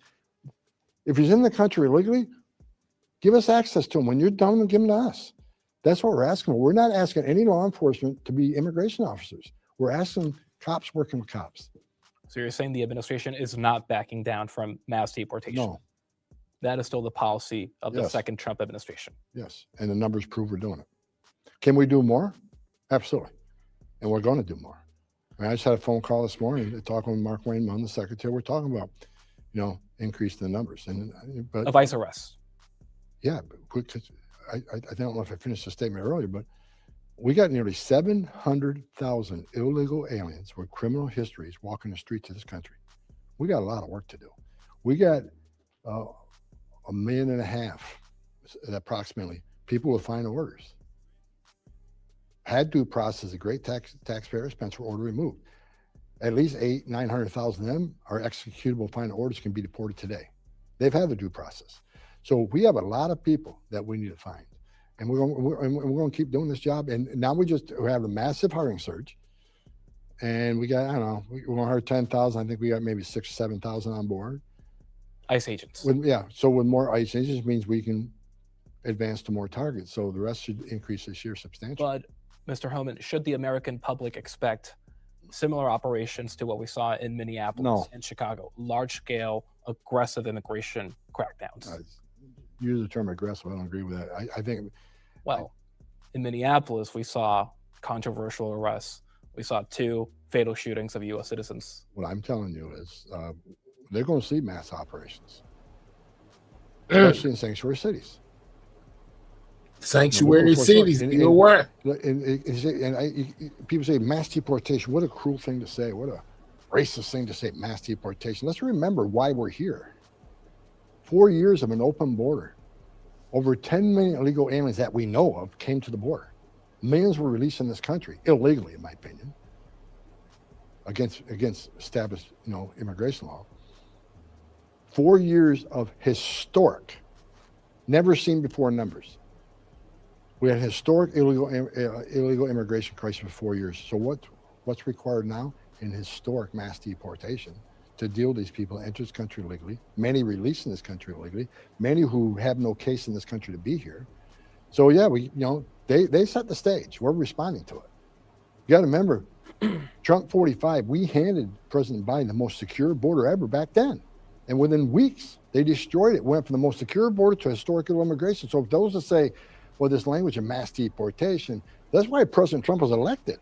Are y'all buying what Tom Homan is putting down, man? Or is he just speaking a lot of mumbo jumbo?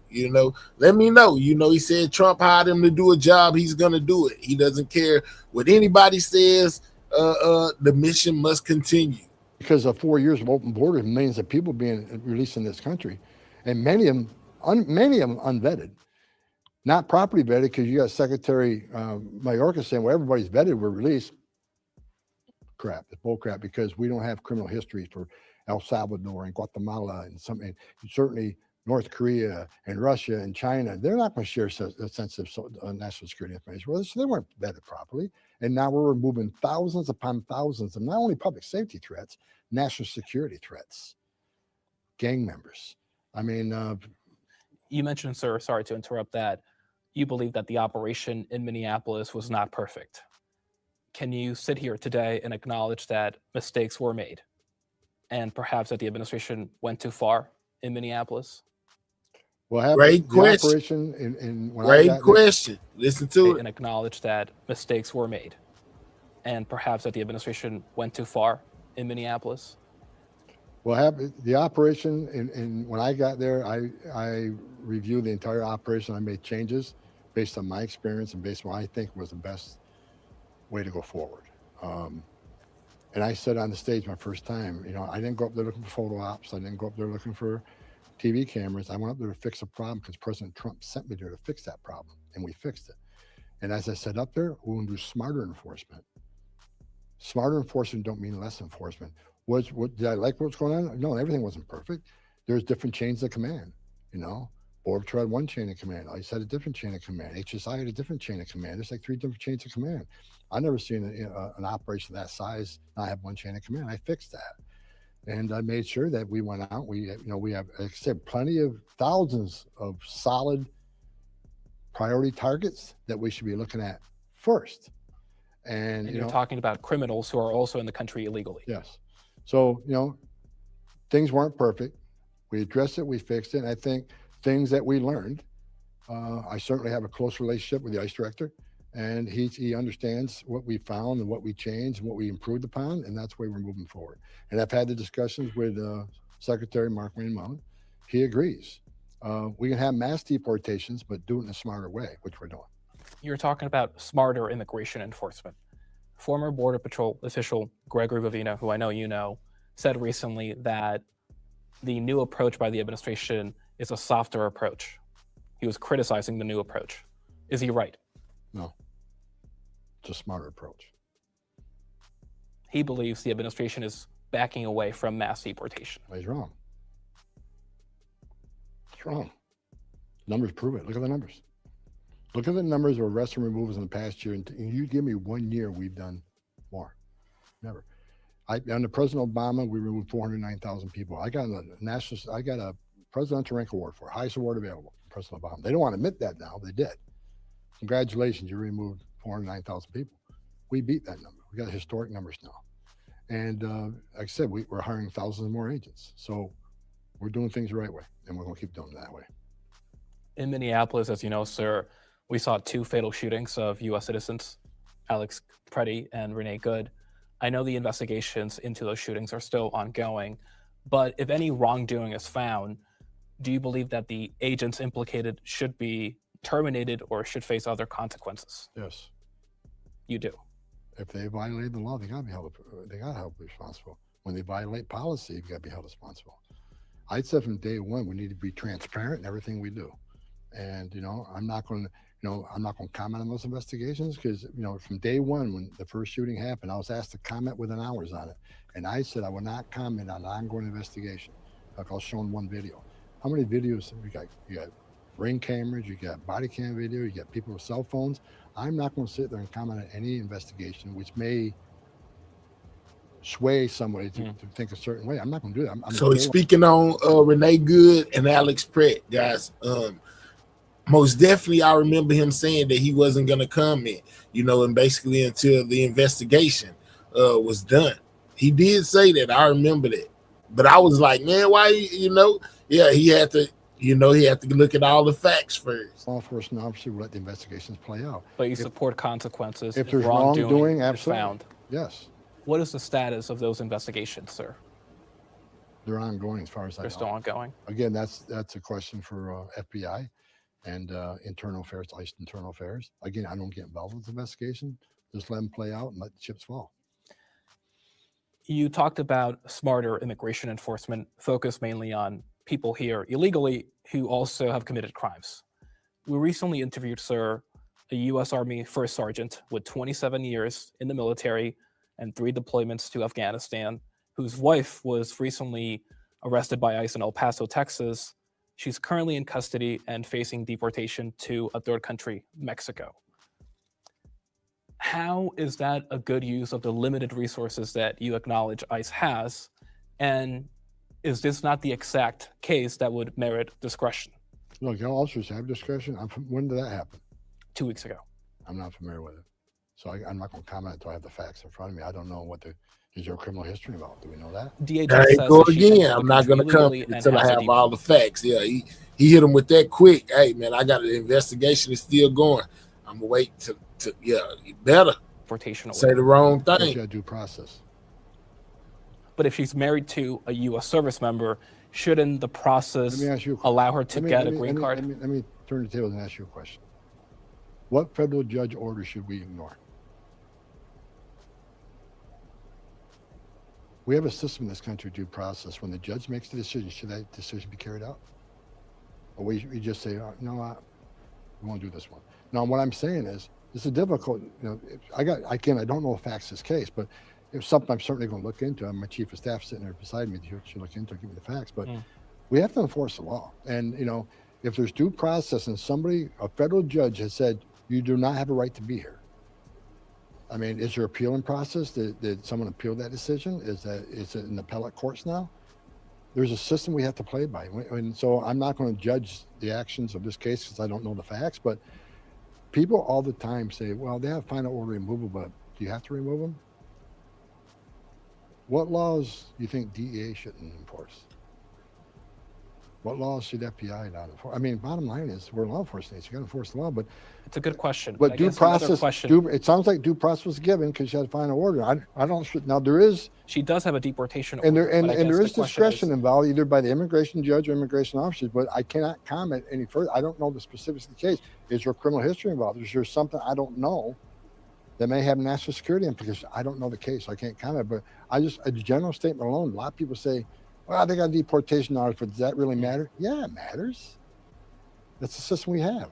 I think it's some people would say is that the process should be allowed to play out, and that process being her ability to get a green card based on having that marriage to a U.S. service member. Again, I don't know the specifics of that case, but I will look into it. Okay. But officers have discretion in certain, who we prosecute, who we don't prosecute, and judges have discretion. I mean, many times people aren't ordered deported, and I think they have a solid case be to deportation. But it's a question I have to get back to. I'm not familiar with the case. Okay.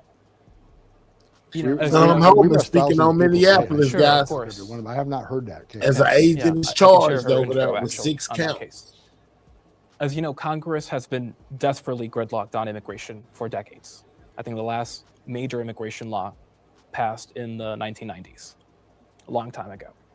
Is there any political space now, sir, for the administration to work with Congress, to work with Democrats on the other side of the aisle, to strike a compromise and finally fix a system that everyone acknowledges on all sides is outdated and broken? I would love Congress to do some things. Because my concern right now is a lot of the successes we have, unprecedented success, is based on executive orders, which can certainly be turned around by the next president. Joe Biden did it. Or they face lawsuits. Then President Trump came back and redid it, right? So if we're going to keep playing this ping pong game, I don't want it. I want it enshrined in law, in statute, and Congress needs to do that. Do I think they're going to? No, I'm very pessimistic they'll do it. Right now, I've never seen Congress more broken than it is right now. I mean, I've been involved in negotiations on Hill about reopening DHS and what they want. There's Democrats on the Hill that don't want to reform ICE. They want it to go away. They want it shut down. And what they need to understand is immigration enforcement has always been controversial. It's always been. Make sure you guys are double tapping that screen, guys. If you're on a mobile device, double tap your screen. That's how you hit the like button. It affects lives of people that come to this country to seek a better life, and I get that. But people need to understand, illegal aliens in this country cheated the system. They put themselves in front of millions of people who want to be part of the greatest nation on earth. They're taking their tests, they're doing a background investigation, they're paying their fees. And these people cross the border illegally, put themselves in front of the line. We're a nation laws, we can't do that. You can't want to be a part of the greatest nation on earth, and first thing you do is break our laws and cheat the system, right? But Congress can fix a lot of things. They need to enshrine border security into legislation, immigration enforcement. But right now, with the rhetoric, when we got Chuck Schumer standing there on the floor of the House saying ICE and Border Patrol are out of control, they ain't trusted, no one likes them. I mean, are you kidding me? For any member of Congress to sit there and vilify the men and women of ICE who are enforcing the laws that you wrote, I just said it during my remarks on the stage that they want to compare us to secret police and the Nazis and racists. If we're racist and Nazis for enforcing immigration law, what's that make them? They wrote the law. We're not making this up. So I wish they would fix it. Am I confident they will? No, I'm not. So I am grateful President Trump's sitting in the Oval Office, because let's remember, what keeps me up every night, and people are not talking about it anymore, is during Joe Biden's massive, historic illegal immigration crisis, over 2 million known gotaways caught on video traffic, drone traffic, sensor traffic, over 2 million, I think it was 2.1. But who were not apprehended. Were crossed the border. We know they crossed because there's an image or sign that they crossed. They got away. They weren't processed. They weren't vetted, weren't fingerprinted. They got away. Who are they? Where are they from? Why did 2 million people pay more to get away? Because you can pay a cartel, you pay one amount of money to get to the border, see a green uniform, turn yourself in, get processed, get released, get flown to the city, like we discussed earlier. Well, if you want to get away, if you want to get to New York or Chicago without going through the process, because you don't want anybody to know you're here, you got to pay a hell of a lot more to cartel. Why did 2 million people pay more to not to take advantage of the free giveaway? Why did they pay more not to get the free airline ticket, not to get free hotel room, not to get free meals, not to get free medical care? Why did they pay more to get away? Ask yourself that. Because they didn't want to be vetted, they didn't want to be fingerprinted, which means they're criminals, gang members, they're carrying fentanyl, they're trafficking women and children, or they're from a country of sponsored terrorists. That's just scared the hell out of every American. It does me. He automatically jumped to right there. They carrying all type of stuff. No, Tulsa drivers talk a lot about. We've arrested thousands of them. There's thousands we don't know where they're at. We know there's sleeper cells here. So people want to talk about President Trump's administration being humane. Because we have the most secure border in a lifetime, national security is better. However, we still got the mess that happened under the Biden administration. It's going to take us a decade to fix. There are still national security threats in this country that came in under Joe Biden. We know that because they opened the border up, which I think was the biggest national security threat mistake this country has ever had. Would you support a compromise, sir, that involves giving legal status to the millions of people who are here illegally but are otherwise law-abiding, including dreamers? I'm not going to get ahead of the president on that. That's president. I work for the president, so that's. But something has to be done to address that population, or is the solution to deport them all? Yeah, I'm not going to get ahead of Tom, my audience wants to know where that 50,000 that was in that paper bag. You know what I'm saying? The brown paper bag money. Where did it come from, Tom? President, the president's talking to various members of his cabinet. There's discussions going on. I'm involved with some and not others, but I'm not going to get ahead of the president on this. 18 people have died in ICE custody so far this year in about 4 months. That's after more than 30 people died in ICE custody last year, a 2-decade high. ICE is on pace to record the highest ever death tally of detainees in its history. Why are so many people dying in ICE custody, and what is being done to address this alarming trend? A better question would be, why is ICE deaths in custody far below any state prison, any federal prison? Why do we have the lowest death in custody of any state prison system or the federal incarceration system? Our deaths in custody are lower than everybody's. That's the first question you should be asking. The second question is, why is there increase in deaths in custody? Because those in detention is more than doubled. So we're dealing with twice the population. We're dealing with people from third world countries who've never seen a doctor before. What the media don't talk about, how many lives do we save in custody when we do their first medical review within 48 hours of them in custody? We find problems that we fix at great taxpayer expense. Save a lot of lives. So your question is multifaceted. More deaths, we got a lot more people in custody from third world nations. But compare our deaths in custody to the prison system, the federal incarceration system, it's lower. No one wants to talk about that. I don't want to see anybody die in custody. When I was ICE director, every time I got a notification of a detainee, it's sad. You don't want anybody dying. A violation of immigration law shouldn't be a death sentence to anybody, right? But if you look at what are the deaths, right? And I'm not familiar with every death now, but when I was ICE director, a lot of the deaths were heart attacks. Guy had a heart attack. If it wasn't, how do you prevent that? If they go through a medical screen, they don't see an issue, they're on medication. So a lot of these deaths, it ain't because of mistreatment. A lot of them are, if you look at what the deaths were, a lot of them are just immediate medical trauma that maybe people couldn't foresee. Are we perfect? Are we perfect? No, of course, nobody's perfect. And I think, what I think when I was ICE director, we spent, I think, over $1 billion on medical care for detainees.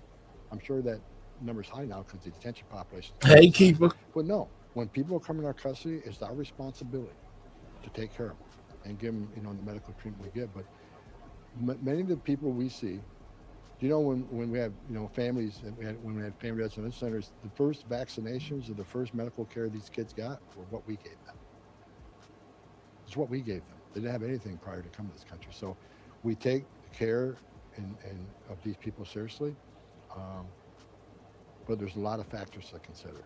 But I want to make sure when they're in our custody, under our control, they get the best care that we can provide, because it's the right thing to do. What I want is the men and women of this nation to understand that ICE agents are being vilified, threats against them are up 8,000%. Actual attacks, 1,400%. And a lot of it's because you got members of Congress, you got mayors and governors that want to call them Nazis, the secret police. How do you rebuild that trust between We're the working on communities it. where ICE agents work and the agents themselves?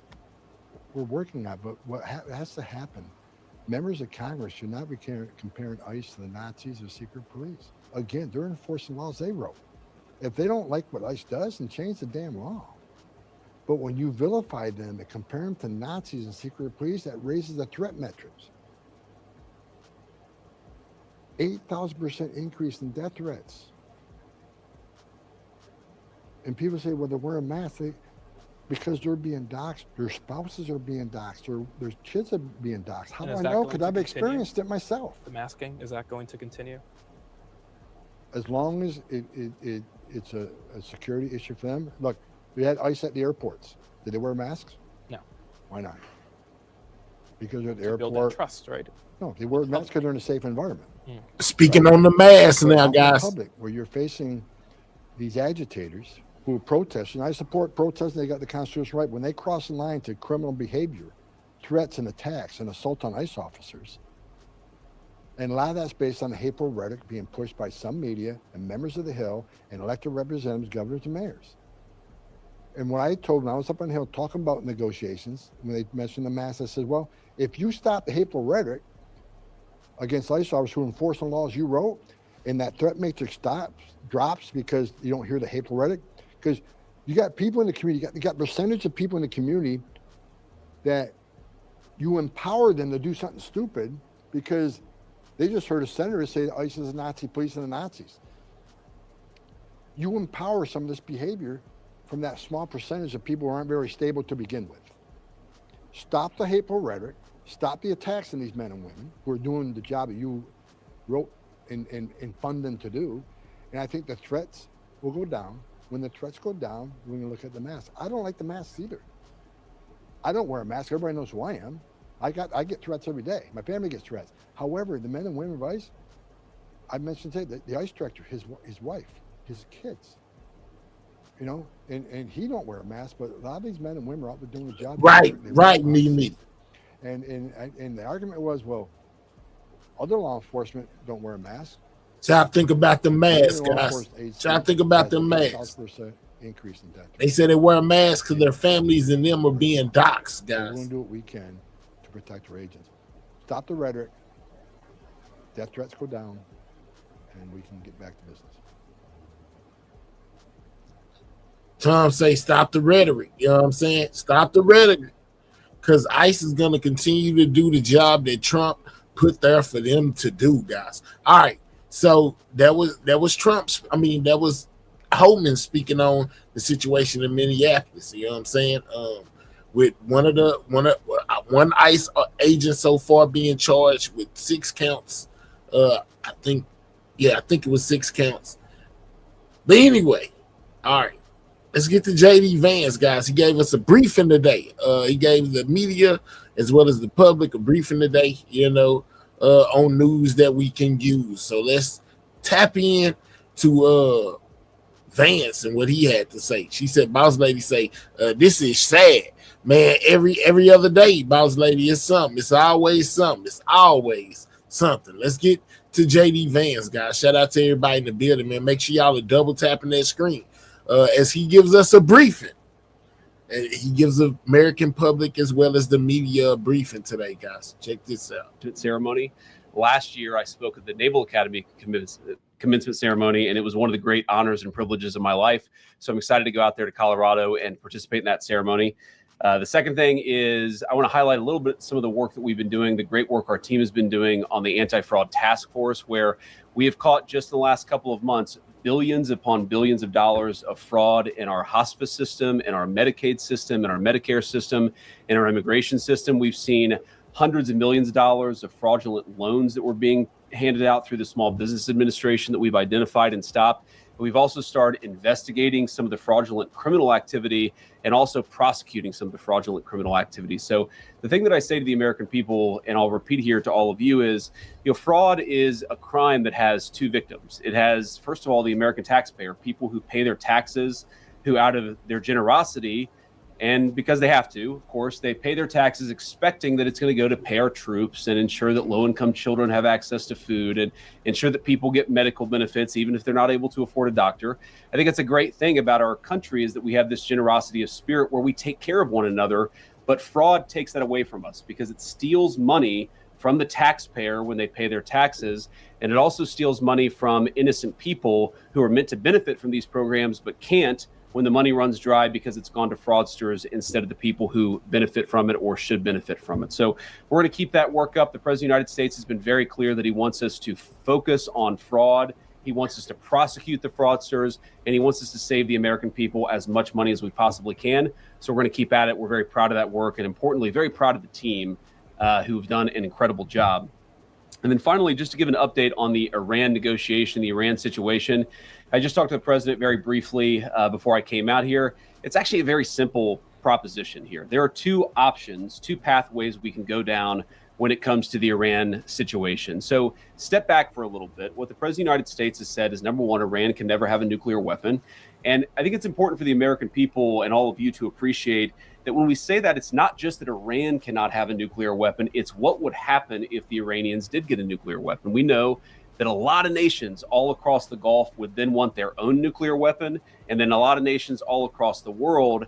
And what has been a very effective bright spot of American foreign policy really for the last 20 or so years would disappear overnight if you have every country in the world scrambling to try to get a nuclear weapon. Shout out to Boss Lady for that 5. She said, I support what's going on in content all day long. 100 folks need to stay woke. Let's go. Shout out to Boss Lady. Most definitely appreciate you for that 5. Thank you. Weapon, it would make us all much less safe. And Iran would really be the first domino and what would set off a nuclear arms race all over the world. That's very, very bad for the safety of our country. As the father of 3 young kids, I don't want them to inherit a world where 20 additional regimes, half of them very dangerous and very sympathetic to terrorists, have nuclear weapons. We want to keep the number of countries that have nuclear weapons small, and that's why Iran cannot have a nuclear weapon, on top of all the other things that we might be worried about, that they themselves could use it, that they could use it in leverage and economic control or economic negotiations. We just don't want them to have a nuclear weapon. Now, what we did here is that we effectively degraded their conventional military capability. That has been done. That has been successfully done. You could always do a little bit more, but where we are now is the president has asked us, has told us to aggressively negotiate with the Iranians. Why did I go to Islamabad, Pakistan? Why did I spend, I think, probably 22 hours on a plane going there, 24 hours coming back, and then 21 hours on the ground negotiating with the Iranians? Is because we wanted to show a sign of good faith. The Vice President of the United States is willing to cut a deal so long as the Iranians are willing to meet us again on that core issue of never having a nuclear weapon. We think that we've made a lot of progress. We think the Iranians want to make a deal. The President of the United States has asked us to negotiate in good faith, and that's exactly what we've done. So we're in a pretty good spot here, but there's an option B.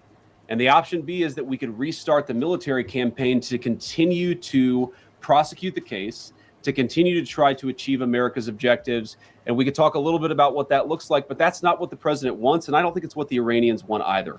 We have an opportunity here, I think, to reset the relationship that has existed between Iran and the United States for 47 years. That's what the president has asked us to do, and that's what we're going to keep on working at. But it takes 2 to tango. We are not going to have a deal that allows the Iranians to have a nuclear weapon. So as the president just told me, JD Vance, guys, we don't want to go down that pathway, but the president is willing and able to go down that pathway. Make sure you guys take time to double tap that screen, guys. This is how you hit the like button. Support the channel by hitting the like button. Double tap your screen and click those 3 dots, hit that thumbs up. Can we get 200 on the likes, guys? Double tap that screen. If we have to. So with that, I will say thank you all. It's cool to be here. I'm going to give a shout out, of course, to the person I am replacing today, Carolyn Levitt, who hopefully is at home enjoying some time with her beautiful kids. I told Carolyn I would stand in for her today for the White House press briefing on the condition that when Usha has our baby in July, that she would be vice president for a couple weeks. So thank you, guys. And I actually want to start first with Nick from Breitbart. Nick, it's good to see you. Vice President, thank you. Today we saw the president endorse Ken Paxton over John Cornyn in the Texas Senate race. Do you think that sends a message going forward for the next cycle to senators, considering running for re-election, or any mega-aligned potential candidates that are considering challenging them? Well, I'd say a couple things, Nick. First of all, I think the president's very gratified by the response that he's heard from the base and from a lot of voters, I think, who are passionate about Ken Paxton. We think Ken Paxton is going to be a great senator for the people of Texas, but most importantly, a great United States senator who can work on solving the problems that all of us confront as a country together. I've known John Cornyn for a long time, but unfortunately, when it really counted, Ken Paxton was there for the country, was there for the president, and that's why he ultimately earned the president's endorsement. He thinks he's going to be a better senator, thinks he's going to make a better candidate. And so I do think it sends a message, but really not just the endorsement, but one of the things the president has done very effectively, going back 10 years in his leadership of the Republican Party and the country as president of the United States, is he said, I want people who fight for the good. I want people who can't be bought by corporate lobbyists, who can't be bought by Wall Street, who can't be bought by special interests, who are going to go to Washington and fight for the people who actually elected them to those positions. And I think one of the things we've seen in the Republican Party, while I can't say that all of our representatives are perfect or all of our senators are perfect, we have seen a much better crop of talent come into Washington since Donald Trump has been the leader of the party and the leader of the movement. I do think we're going to continue to see that happening. But I think the message that people should take from this is fundamentally, you have got to serve the people who sent you. And if you don't do that, you're going to find yourself out of step with voters or out of step with the president of the United States. And that's not a good place to be politically. Thank you. Yeah. Go ahead. Thank you very much. Just following up on what you just said, you said that the White House is negotiating with Iran in good faith. I think Americans tend to believe that. But what is it about the Iranian side that you personally have seen where you believe that they are negotiating with us in good faith? Well, first of all, I'd say it's a very complicated country, and it's a country that I wouldn't pretend that I understand, even after as deep as I've been involved in this process from the very beginning. It's a great and proud civilization, amazing people. We obviously have a great Iranian American community here in the United States of America, smart people, very hardworking, and you see some of that in the negotiating team on the other side. You also see some very hardline positions in the negotiating team on the other side. And so I think you see that conflict, the fact that maybe the Iranians aren't themselves quite clear in what direction they want to go to. They also are just a fractured country. So you have the leadership of the country, there's the supreme leader, and then there are a lot of officials below the supreme leader that has some influence in the negotiation. It's not sometimes totally clear what the negotiating position of the team is. And I don't know if that's sometimes bad communication, if that's bad faith. I wouldn't pretend to venture a guess there, but I will say with confidence, it's sometimes hard to figure out exactly what it is that the Iranians want to accomplish out of the negotiation. So what we've done is tried to be as clear as possible. What are our red lines? What are the things that we're willing to be accommodating on? And what are the things that we absolutely must have? And as the president has said ad nauseum, and I think I've said it a lot too, Iran cannot have a nuclear weapon. We want to see not just the commitment to not have a nuclear weapon, but the commitment to work with us on a process to ensure that not just now, not just when Are we sure that Iran even wants a nuclear weapon, guys? Donald Trump is president, but years down the road that the Iranians are not rebuilding that nuclear capability. And that's what we're trying to accomplish in the negotiation. Sorry, you had a follow-up. Yeah, just for Americans at home, because this has been going on for several weeks now. I think what people just want to know is, do you personally believe that the Iranians will come to a deal? Because we keep seeing this over and over again where they go back and forth. So do I personally believe it? The honest answer is, how could I possibly know, right? And you negotiate with people, and sometimes you feel like you're making progress, and sometimes you feel like you're not making progress. What I think is that the Iranians want to make a deal. What I think is that the Iranians recognize that a nuclear weapon is the red line for the United States of America, that they've internalized that. But we're not going to know until we're actually putting pen to paper on signing a deal. We've had a lot of drafts, a lot of pieces of paper going back and forth. But I will not say with confidence that we're going to reach a deal until we're actually signing a negotiated settlement here. And I think that it's ultimately up to the Iranians whether they are willing to meet us, because I think we're certainly doing a good job and we're certainly negotiating in good faith. We're going to have to see what ultimately happens with them. I can't say with confidence because I don't know what's in the mind of the other side. John? Mr. Vice President, thank you. I want to ask you about that $1.8 billion fund set up, weaponization fund as it's being called. Why should taxpayers be paying to settle a $10 billion lawsuit that was brought by the President of the United States? And should people that attacked the Capitol building and assaulted police officers, should they be eligible? Should they receive money? Should they receive money from this fund? Well, let me say a couple things about that. First, John, I think in some ways the media has misrepresented what this is actually about. This is about compensating Americans for the lawfare that we saw under the last administration. And by the way, anybody can apply for it. Republicans can apply for it. Democrats can apply for it. As you know, the President of the United States has pardoned a number of Democrats who he felt were actually subject to this lawfare. I mean, if Hunter Biden wants to apply for this particular fund, he is welcome to. It's going to go through a normal process where we vet everything, where we try to identify whether people's claims are actually legitimate. But here's the question. You say, why should taxpayers fund this? Whenever the United States government incurs legal expenses, it pays out those legal expenses. When it's settling a lawsuit, it pays out money to settle that lawsuit. And the question is a dollar of this money going to the Trump administration? No. Is a dollar of this money going to Donald Trump personally? No. Is a dollar of this money going to Donald Trump's family? No. The people that would get the money are people, some of whom have been prosecuted completely disproportionate to any crime they've ever committed. Like, let's just take a couple of examples.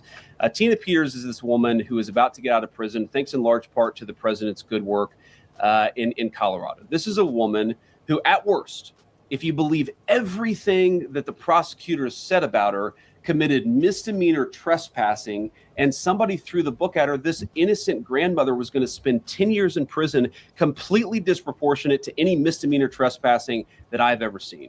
Was that fair? No. Is it reasonable for her to get some compensation for the fact that she was treated unfairly? I think the answer is yes. And I think that what we're going to see, hopefully, is the entire country, led by this Department of Justice, turning the page on the lawfare. What I would like to propose, and I think the Democrats, hopefully they're willing to meet us halfway here. I won't hold my breath. But what I would propose is something very simple, that if you are willing to turn the page on Joe Biden's lawfare, why don't we prosecute people? Very simple principle. Why don't we prosecute people who violate the law? Let's not prosecute people because they said the wrong thing or because they had the wrong political candidate or because they had the wrong viewpoint. And I think part of turning the page on that is to actually ensure the real victims of that lawfare receive some compensation. That's what this fund is going to be targeted at. And again, there's going to be a process to ensure that that money is only given to people who have actually, I hate to say earned it, but the people who actually were really mistreated by the previous administration and Department of Justice. Go ahead. I understand that everybody is eligible to apply for this fund. I mean, you're eligible, but I assume you're not going to apply and you don't think you should get money out of this fund. Of course. So isn't it just as easy to say that people that attacked police officers should not get taxpayer money from this fund? Well, look, John, we're not trying to give money to anybody who attacked a police officer. We're trying to we're trying to compensate people where the book was thrown at them. They were mistreated by the legal system. Wow. Sometimes, we do have, John, in this country, innocent until proven guilty. We do have people who were accused of attacking law enforcement officers. That doesn't mean that we're going to completely ignore some of the claims that they're going to make. We're going to evaluate these things on a case-by-case basis. And if we think that somebody, whatever they were accused of, if we think that somebody was unfairly prosecuted and deserves just compensation, then that's what this fund is going to exist to provide. It's just going to correct a wrong, and I think that's a good thing. And I'd encourage everybody, Democrat, Republican, Independent, let's turn the page on this thing that we did under the last administration where we tried to throw people in prison because they had the wrong politics. Let's throw people in prison who broke the law. I think this fund is a good part of getting justice for the people who were wrongly treated. Back there, yeah. Just to follow up on that quickly, does that mean that people that were violent, that were convicted, were mistreated? Are you saying that? Well, you're asking me to comment on hypotheticals and on any number of dozens of cases. Here's the thing.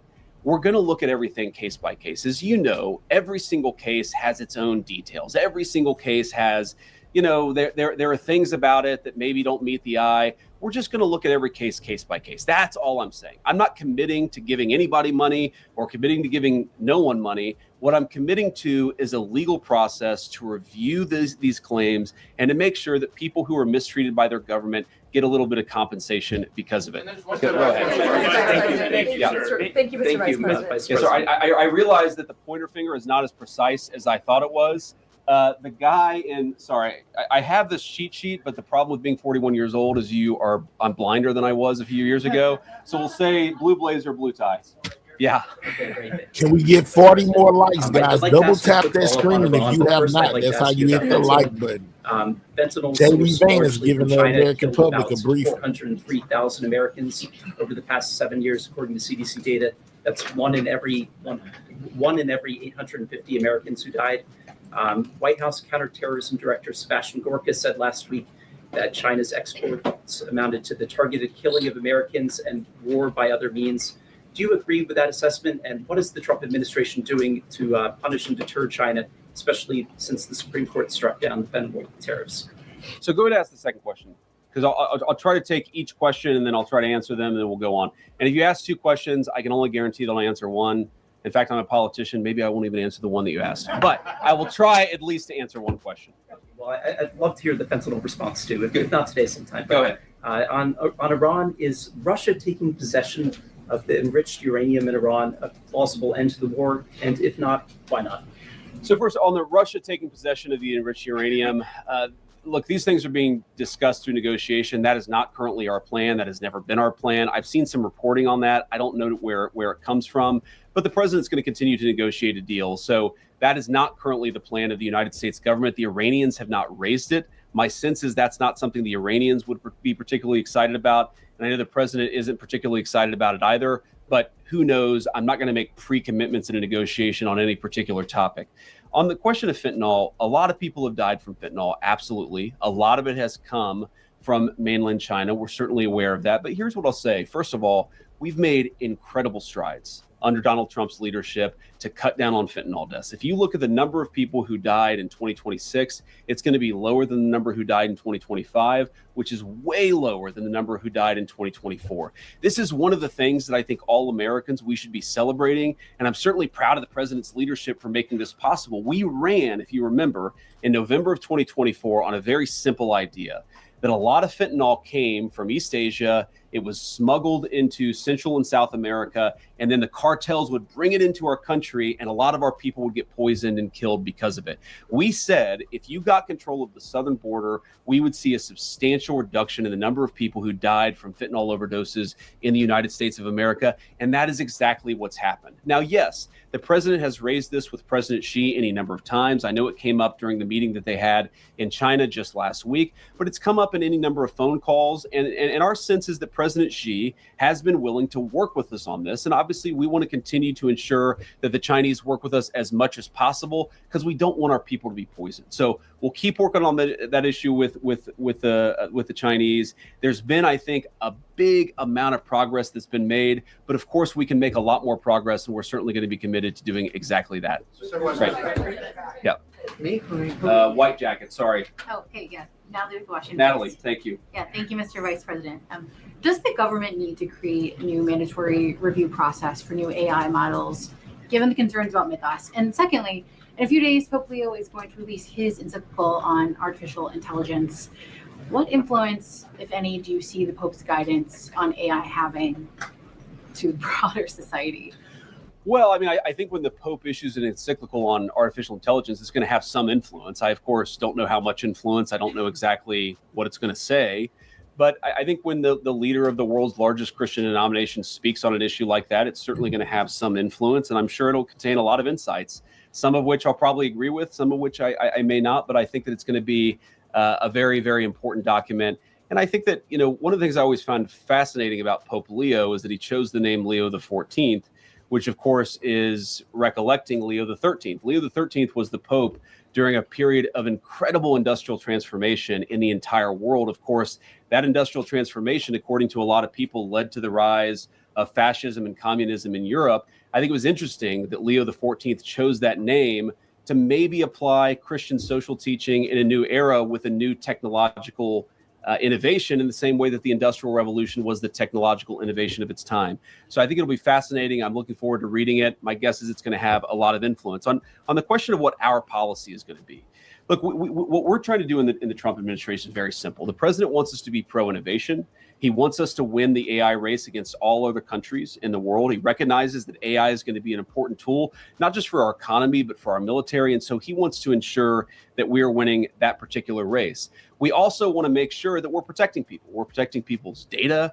We're protecting people's privacy. I think with this Mythos release, one of the things that we're very focused on, of course, is whether not necessarily the developers of Mythos, but whether some other bad actor could use Mythos to target various cybersecurity vulnerabilities. So it's something that right now we're working in a collaborative way with the technology companies, and we're just trying to make sure that the American people are as safe as possible. I'm not going to get ahead of the executive order or any other actions that are going to come out, but we're trying to balance those two things. We want to be pro-innovation. We recognize, artificial intelligence could be great. It could help us find cures to diseases that currently, people are dying from or suffering from. It also does have some downsides, and we're trying to balance that safety against innovation. And we think that we've got the right balance here in the Trump administration, but it's something we're going to have to keep on working on, because that's just the nature of these technologies is they certainly change. Let's go. Is that Reagan all the way in the back? Daily Caller? There we go. Okay. I figured out finally how the seating chart works. I want to ask you about the anti-fraud task force. You previously mentioned that Ilhan Omar seemed to have committed immigration fraud. Do you anticipate an indictment against her, an indictment related to that situation? Yeah, so Reagan, I don't want to prejudge an investigation. You read the things about Ilhan Omar and about who she married and whether she didn't marry this person or that person. It certainly seems like something fishy is there, but everybody's entitled to equal justice under the laws. So we're going to investigate it. We're going to take a look at it. If we think that there's a crime, we're going to prosecute that crime. And that's something the Department of Justice is looking at right now. Mr. Vice President. Yeah, go ahead. Based on what you've seen during your work on this anti-fraud task force, do you believe anything should change about our immigration or refugee policies to stop fraud in the United States? Well, yeah. Look, one thing I'd say is that the biggest immigration fraud that existed under the Biden administration, it's not just that they let a flood of people across the southern border. That was obviously a very major problem and something I'm proud of the president for stopping. But it's also that they allowed the asylum and refugee claimant process to become totally fraudulent. And so here's what would happen, right? You would take a person who, in normal cases, would just be a traditional economic immigrant. Whether you let them into the country or not, they're trying to come because they want a better job, okay? They would come into the country and say that they were fleeing persecution, and they would say that they were an asylum claimant. And then effectively what the Biden administration would do is say, okay, you're an asylee, go into the interior of the country, here's a work permit, maybe come back in 10 or 12 years for your hearing on whether you actually have a legitimate asylum claim. So what did that mean? That meant that person was just completely given amnesty and released into the interior of the country. Well, what if that person was a criminal? What if that person actually had a violent history? We didn't do any of the work necessary to ensure that the people coming into our country claiming to be asylum claimants actually had anything legitimate or anything good in their background. So that is a serious problem. It is something that we have fixed in the Trump administration, but fundamentally that loophole, you're going to see sometime in the future, somebody is going to try to exploit that loophole. And it's one of the things that we're very focused on in the fraud task force is making sure that the people who exploited that loophole are actually prosecuted for it, assuming they committed a crime. Yeah. So I don't know your name. You have a beautiful cross necklace though. So go ahead. Over from Lindell TV. Thank you so much. I have two questions. One of them is going back to the $1.8 billion fund, not to keep beating that, but sadly, Democrat lawmakers are misrepresenting that fund. I agree. Yes. It's a great question. And sadly, some of the mainstream media doesn't understand the magnitude of the political persecution of J6ers. So if a violent offender like a J6er was still over-sentenced and mistreated, literally some of them were sentenced to 24 years in prison, put on unconstitutional pre-trial detention, literally tortured in cages, wouldn't that person still be able to apply for the fund because of due process? And this is why we say, just to answer that very briefly, this is why we say we have to evaluate this thing case by case, right? We don't in the United States say that everybody who's accused of a crime is automatically guilty in a court of public opinion. You've got to actually look at this stuff and figure out, what were they accused of? Maybe they did something bad even, but what they were accused of was way worse of what they actually did. Maybe they had their entire lives ruined in a totally disproportionate way. That's fundamentally illegitimate and political. And I find, just Carol, on this point, one of the interesting things about the American media is there is a fascination. If you go to any American law school, there are these, prisoner rights clinics. There are people who objectively committed heinous crimes, but the American media and the American Legal Academy has decided that even though they committed bad crimes, their sentence was disproportionate. They were mistreated in some way. You know who never, ever gets an ounce of sympathy when it comes to that disproportionate sentencing is people who voted for Donald Trump and participated in the January 6th protest. Go to your second question. About Pete Davidson, he made a horrific, obscene joke about the murder of your friend Charlie Kirk. What does this still say about where our political divisions have gone, and what are you specifically doing to bridge the divide, especially as a potential future president? Well, sorry, who was it said something? Davidson made a really obscene joke about Charlie Kirk. So what are you doing as a potential future candidate or president to bridge the divide? Well, first of all, I'm not a potential future candidate. I'm a vice president, and I really like my job, and I'm going to try to do as good of a job as I can. But let me just say this. So you talked about Pete Davidson, who said something bad about Charlie Kirk. Look, Charlie was a very, very dear friend, but more importantly than that, Charlie was a father of two beautiful kids, and he did not deserve to have all of those moments with his kids, all of those moments with his beautiful wife taken from him in the way that happened. I would expect everybody with a heart or a conscience would say, whatever we agreed or disagreed with about his particular viewpoints, this is a tragedy, and it's totally unacceptable that it happens in the United States of America. To their credit, a lot of the reporters in this room, even though I don't agree with their politics, they were open about the fact that what happened to Charlie was disgusting and it shouldn't happen in a civilized country. You talk about bridging the divide. I mean, one thing that happened that hits, not quite literally close to home, but there was a very terrible shooting that happened today at a Muslim community center. It seems like 3 people are dead, plus the shooters. And, that community center is actually very close to this restaurant that Usha and I go to every time we visit. Her family lives in San Diego. She was born and raised in San Diego. Every time we go to San Diego, we go to this restaurant that is like maybe a 5-minute drive from this community center. And I found out about it actually on my way to the White House this morning. And I texted her, I said, would you have known anybody who was like involved in this? And she said, absolutely. I would have known some people, or at least their parents, who might have actually used the services at this community center. I don't know a single person who would say anything other than what I'm about to say, which is that type of violence in the United States of America is reprehensible. And I encourage every single American to pray for everybody who was involved and affected by it. We don't want that to happen in our country, and may God rest the souls of the people who lost their lives. What I do find a little distressing is that while every person I know, every politically conservative person I know would say exactly what I said about these innocent people who were killed, there were a lot of people who were celebrating the death of Charlie Kirk. And I think one way that we can bridge the divide is just have a very simple principle in this country. Number one, we don't want the government throwing people in prison because they have bad politics, however you define bad politics. Number two, and way more importantly, political violence, wherever it comes from, is unacceptable in the United States of America. Let's talk with one another, not shoot each other when we disagree. I think that's the principle that everybody in this room agrees with. It's certainly the Make sure you guys are double tapping that screen. That's how you hit the like button. Okay. JD Vance, All right. guys, giving a briefing to the press as well as the public, guys. I'm gonna Double try tap to that screen. read this here. I'm sorry. Okay. I don't. Okay, that was kind of interesting, so I'm going to give you the question. All right, go ahead. So last week, the Pentagon halted deployment of 4,000 troops, U.S. troops, to Poland. This is in direct contradiction to President Trump explicitly promised not to reduce the troop level in Poland. So I'm going to ask you this question, which many people in Poland think. Why are you rewarding Putin and punishing your best ally in Europe? Well, first of all, I'd say there's been no president who's done more, frankly, to ensure that Ukraine survived the invasion of Russia than Donald Trump. As he famously said, Obama gave him sheets, I gave him javelins, and it was those javelins that ensured that Ukraine still has its territorial sovereignty. What he's also said is that he wants to pursue an American policy that focuses on the interests of the United States. And part of that foreign policy is not to reward Putin or not to punish a country like Poland, which we love. We love Poland. We love the Polish people.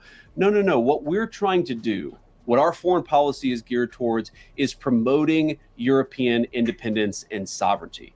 We want Europe to take more ownership over its own territorial integrity. We want Europe to step up in a big way. Now, I think you said 4,000 troops. We've not reduced the troop levels in Poland by 4,000 troops. What we did is that we delayed a troop deployment that was going to go to Poland. That's not a reduction. That's just a standard delay in rotation that sometimes happens in these situations.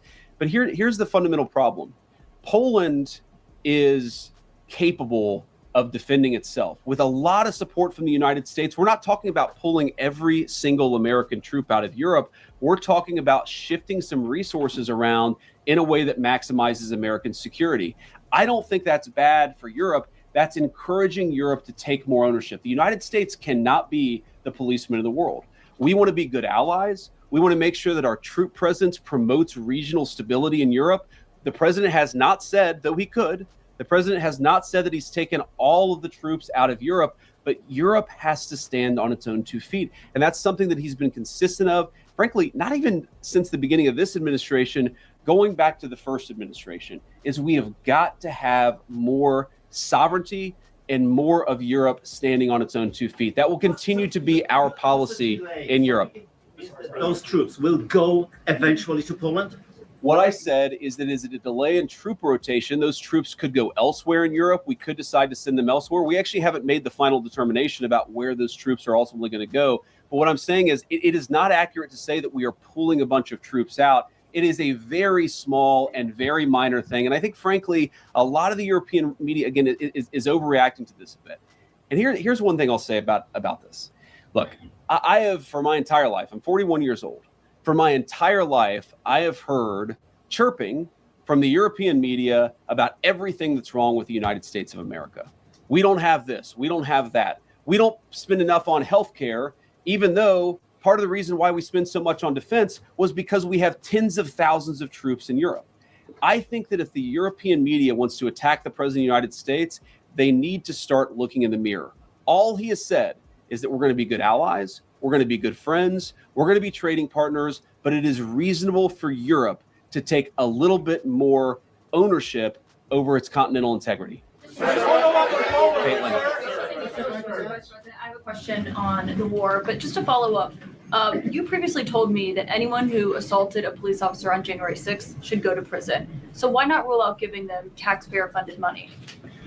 Well, Caitlin, what I said is we're going to look at everything case by case. Because, Caitlin, there are people who I don't know their individual circumstances, and I don't rule things out categorically when I know nothing about a person's individual circumstances. Let's say a person is accused, let's say hypothetically, a person is accused of doing something that they never actually did, that they got a kangaroo court, that they had a judge who mistreated them. I think that we should look at those things case by case. We're not making commitments to give anybody money. We're just making commitments to look at things case by case. I mean,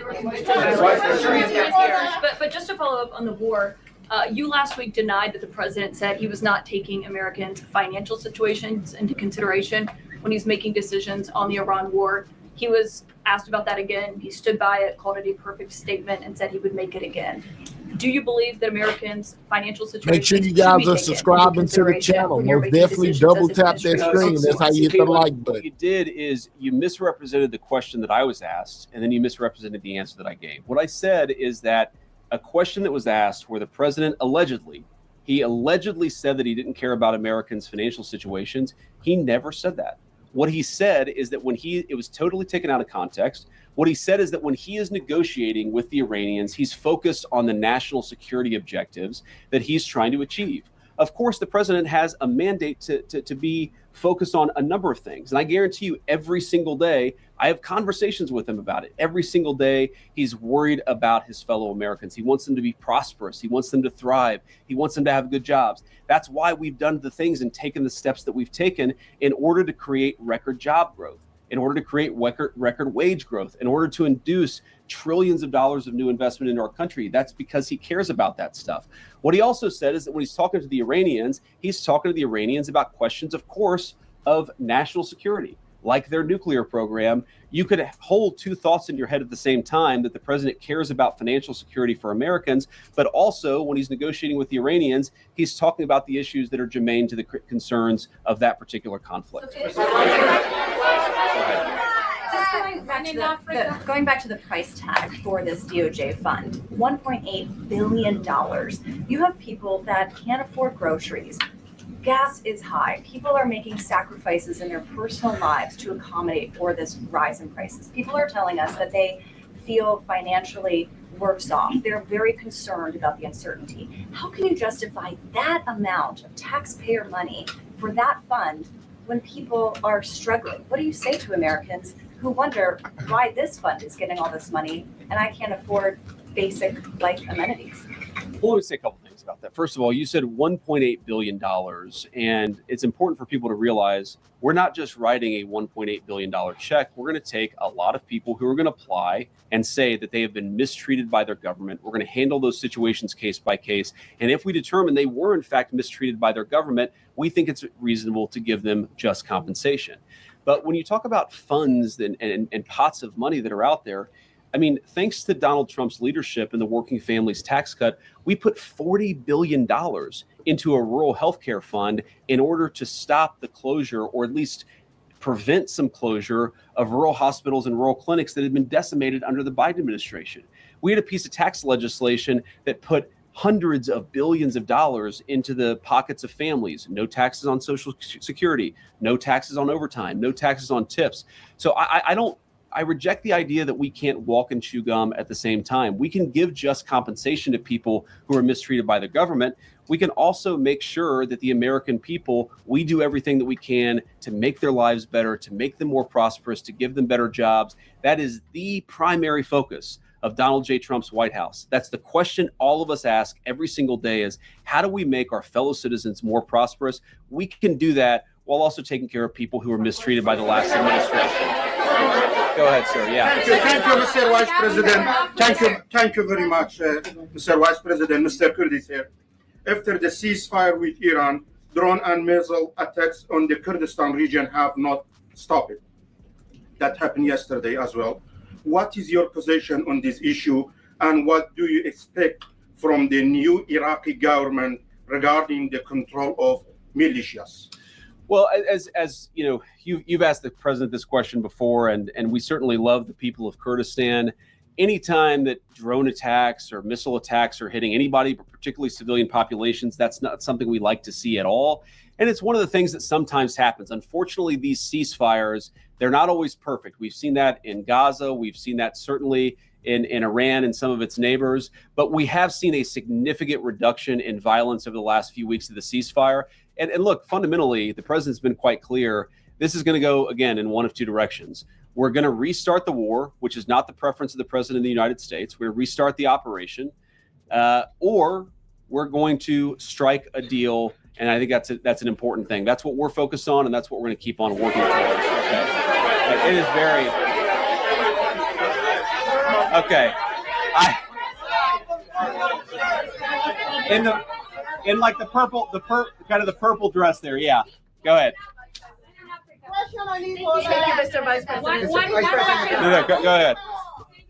Vice President Rowena Ortiz with Turning Point USA. There has been an uptick in religious violence across the country. What's your message to protect people across all faiths in America? I appreciate that question. Obviously, Turning Points would know a lot about this issue. As we talked about earlier, you guys have been the subject of a fair amount of violence yourself. I guess what I would say is the principle of religious violence is particularly disgusting especially in the United States of America. And as a devout Christian, I would say it's one of the most anti-Christian things and anti-American things that you could do. And here's why. One, because a fundamental principle of all the great faiths is we are all children of God. And because of that, we are endowed by certain rights that are unique to our status as human beings. You violate those rights, most importantly, when you commit violence against another person. You can violate them in other ways as well, but the most profound way to violate the fundamental right of human dignity is to commit violence. But here's why the religious piece of it is particularly egregious. One of the fundamental American rights that I think came from our Christian heritage as a civilization is the idea that we respect people's religious freedom, in part because we respect them as human beings, but also because we respect their right to find their own pathway to God. You can't force anybody to a pathway to God.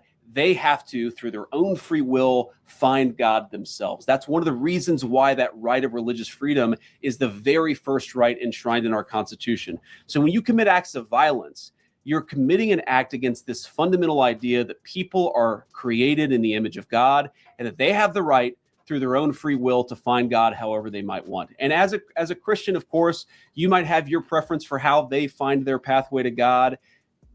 They have to find that choice. And anybody who would commit violence against another human being in the name of religion is, I think, doing something that is a violation, of course, of the laws of man, but I think more importantly, it is a fundamental violation of the laws of God. Let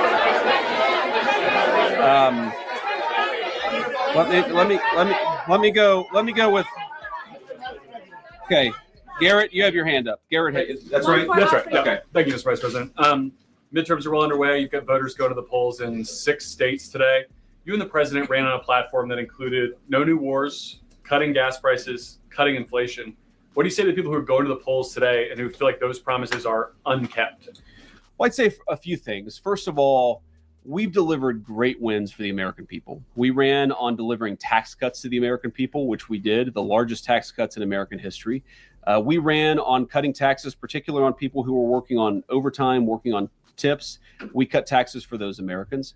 We ran on the promise of bringing investment back into the United States of America, that rather than factory closures, we were going to have factories opening. And we've seen both construction jobs and manufacturing, but also manufacturing jobs have great rebounds under the Trump administration and under our leadership. We are very aware that because of what's going on in the Middle East, gas prices have gone up and a lot of Americans are struggling because of that.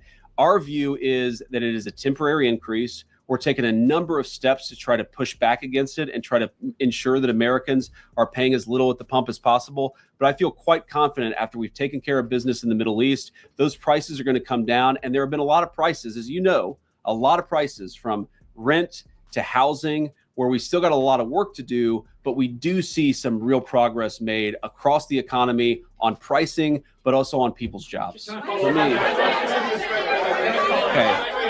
I have John. I'm going to call on John. I'm just going to start calling John Rosh. Yes.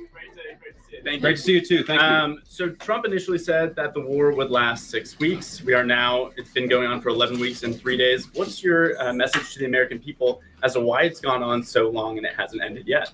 Well, first of all, the president said it's going to be a short-term operation, and I think that has proven out to be true. The active period of conflict lasted about 5.5 weeks, and now we've been in the ceasefire where we're trying to get a negotiated settlement that gets the American people the things that we need for our national security. So I've said before that we're going to go one of two options here. We're going to have a good settlement that actually gets the American people what they need, or we're going to go back to a kinetic operation. Obviously, the president prefers to get that settlement. I think the Iranians prefer to get that settlement. But regardless of what direction the president ultimately goes down, whatever he ultimately decides, I think it's important for the American people to know two things. Number one, it will be for their security and their prosperity. That's why we're doing this. And number two, this is not going to be the sort of thing that lasts forever. I think a lot of Americans, especially in my generation, who are worried about forever endless conflicts, we have to remember, I think you said 11 weeks, a big chunk of that has been a ceasefire. This is not a forever war. We're going to take care of business and come home. That's what the president's promised, and that's exactly what he's going to deliver. Go ahead. Yes.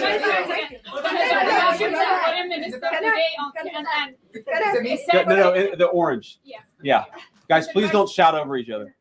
Thank you, Mr. Vice President. The Egyptian Foreign Minister today, in an interview on CNN, he said that the Arab countries are working with you on a memorandum of understanding between the U.S.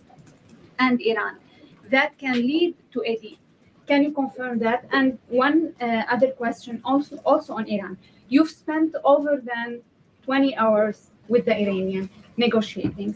Do you believe that other countries may be able to achieve what those negotiations could not?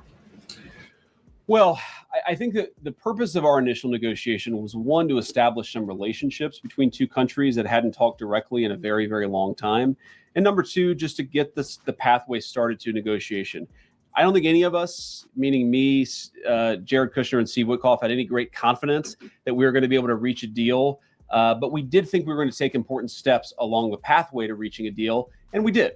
Now, you asked what the Egyptian foreign minister said. I haven't seen those comments, so I won't comment on them myself. What I'd say is I'm not going to detail what's going on in the negotiation. There's a lot of back and forth. A lot of good progress is being made, but we're just going to keep on working at it, and eventually we'll either hit a deal or we won't, but we're going to keep on working at it. And I think it's important for us to actually privately have these conversations, because sometimes when you're doing a negotiation and you put everything out there in public, it actually complicates things more than it should. So we're going to keep these negotiations private until we've got something, of course, to tell the American people, and at that time we will. Okay. Yeah.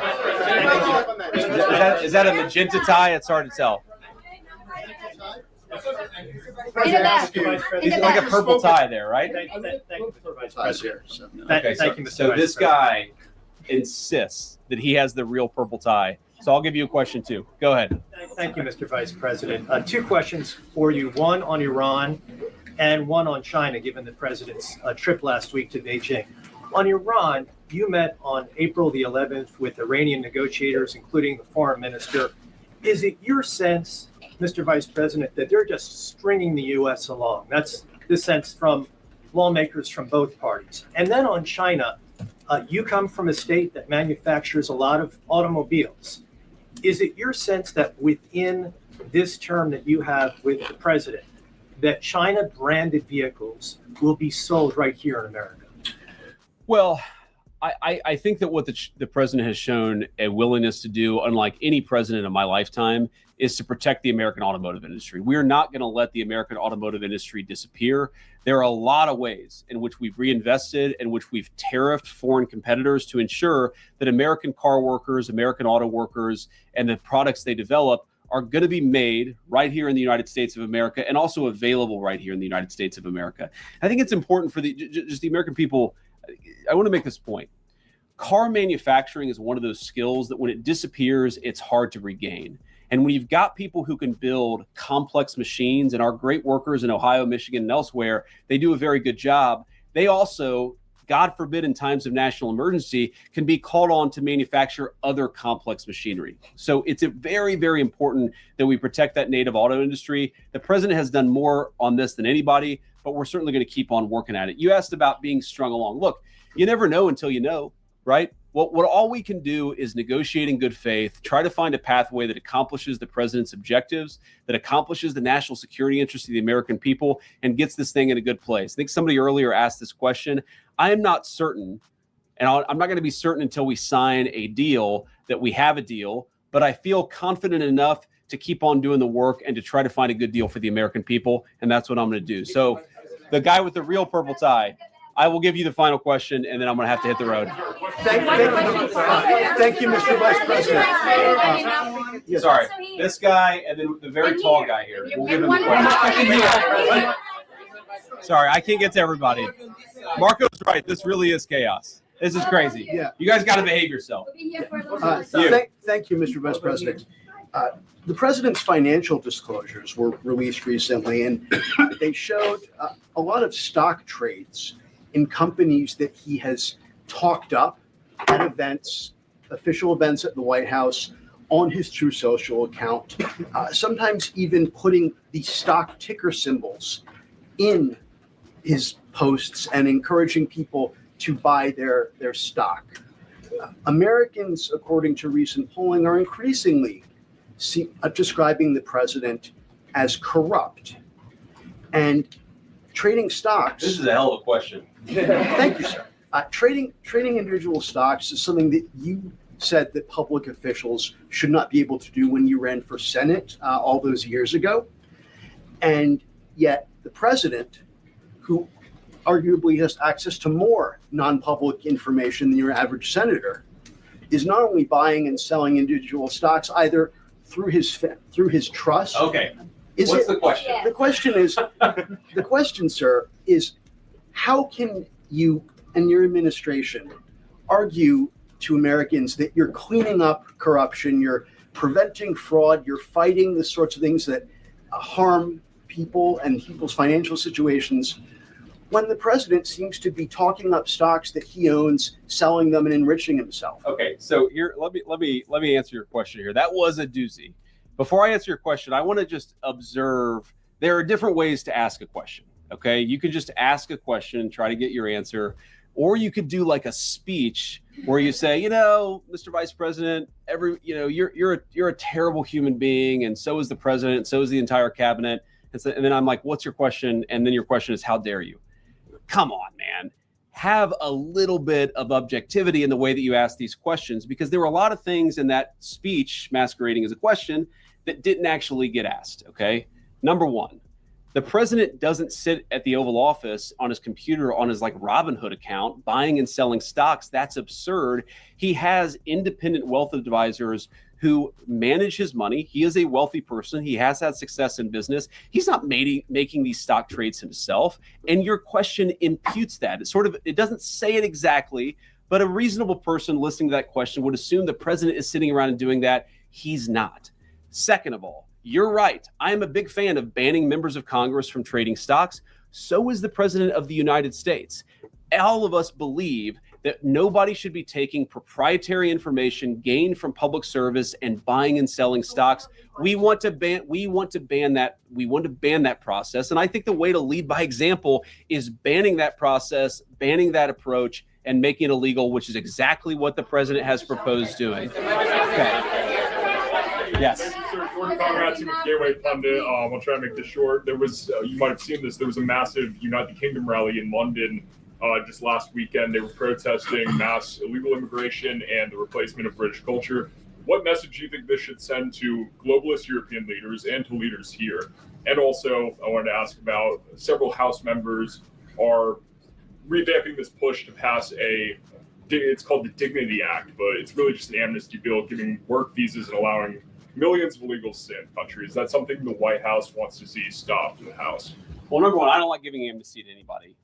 Number two, since you asked about Great Britain and the United Kingdom rally, one of the great ironies of this job is that for the past couple of years, you see these protests break out all over the country, and sometimes, they're fairly well attended, and sometimes they're very poorly attended. Everybody holds these signs saying "No Kings," right? And how many Democratic lawmakers have I seen holding up signs that say "No Kings"? They are very, very insistent that we not have kings. And then King Charles comes to the congressional chamber, and these guys break out in rapturous applause. So maybe they don't care so much about kings as they pretend that they do. Maybe they just don't like the agenda that we're implementing that's actually making American workers and American families safe and prosperous again.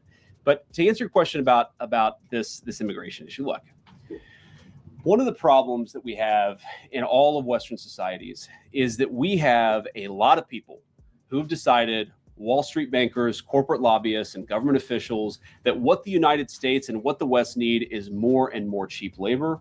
What we believe in this White House is what we need more and more of is high wages for American workers and investing in our own people.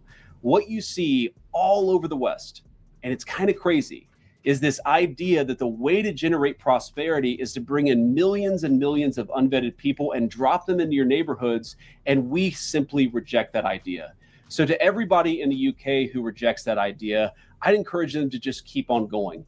It's okay to want to defend your culture. It's okay to want to live in a safe neighborhood. It's okay to want your job to go to yourself and your neighbors and not to a stranger who you don't even know. It is reasonable for the people in Western societies to want to control who comes into their country and who doesn't. A lot of people, frankly, a lot of people in the media have tried to persuade all of those people that it's somehow racist to want to protect your borders, even though very often the very people who are most affected by low-wage immigration are lower-income Black and Hispanic Americans right here in the United States of America, and I guarantee that's true in the UK. So we believe in making America great again. You can't do that unless you protect your borders. I'd encourage our friends in the UK to follow the same path. Thank you all. Good to see you.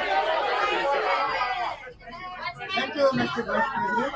All right, so that was JD Vance, guys, basically giving his take, on a bunch of situations going on within the U.S. One of them being the San Diego situation at the mosque, guys. World Entertainment, most definitely subscribe to the channel. My normal show days are Monday, Wednesdays, and Fridays, 9 a.m. to 11 a.m. So, yeah, man, we most definitely bring you the latest and breaking of news, guys. So if you enjoyed the show today, this is your type of entertainment. Make sure you subscribe to the channel. Most definitely double tap that screen on your mobile device. That's how you hit the like button, or you can click the 3 dots in the right-hand corner and hit that thumbs up, guys. I hope you found this show to be informative. You was able to expand on some of the things you might have heard about, or even hear a little bit more about things that you already knew. I appreciate each and every one of y'all, man. Shout out to all of my old subscribers as well as my new subscribers. Shout out to all of my old members as well as my new members. I appreciate y'all. Shout out to anybody that sent a gift, a super chat, a super stick, or a cash app. I appreciate you as well. And most definitely shout out to my moderators for keeping this chat running smooth, guys. I know sometimes it get hectic with the amount of people that's voicing opinions in that chat, but I most definitely appreciate y'all being on top of it and most definitely keeping the show running smooth, man. So until I see y'all again, y'all make sure y'all stay safe. Sidewalk Gang, checking out. I'll catch y'all on the next one. I'm gone.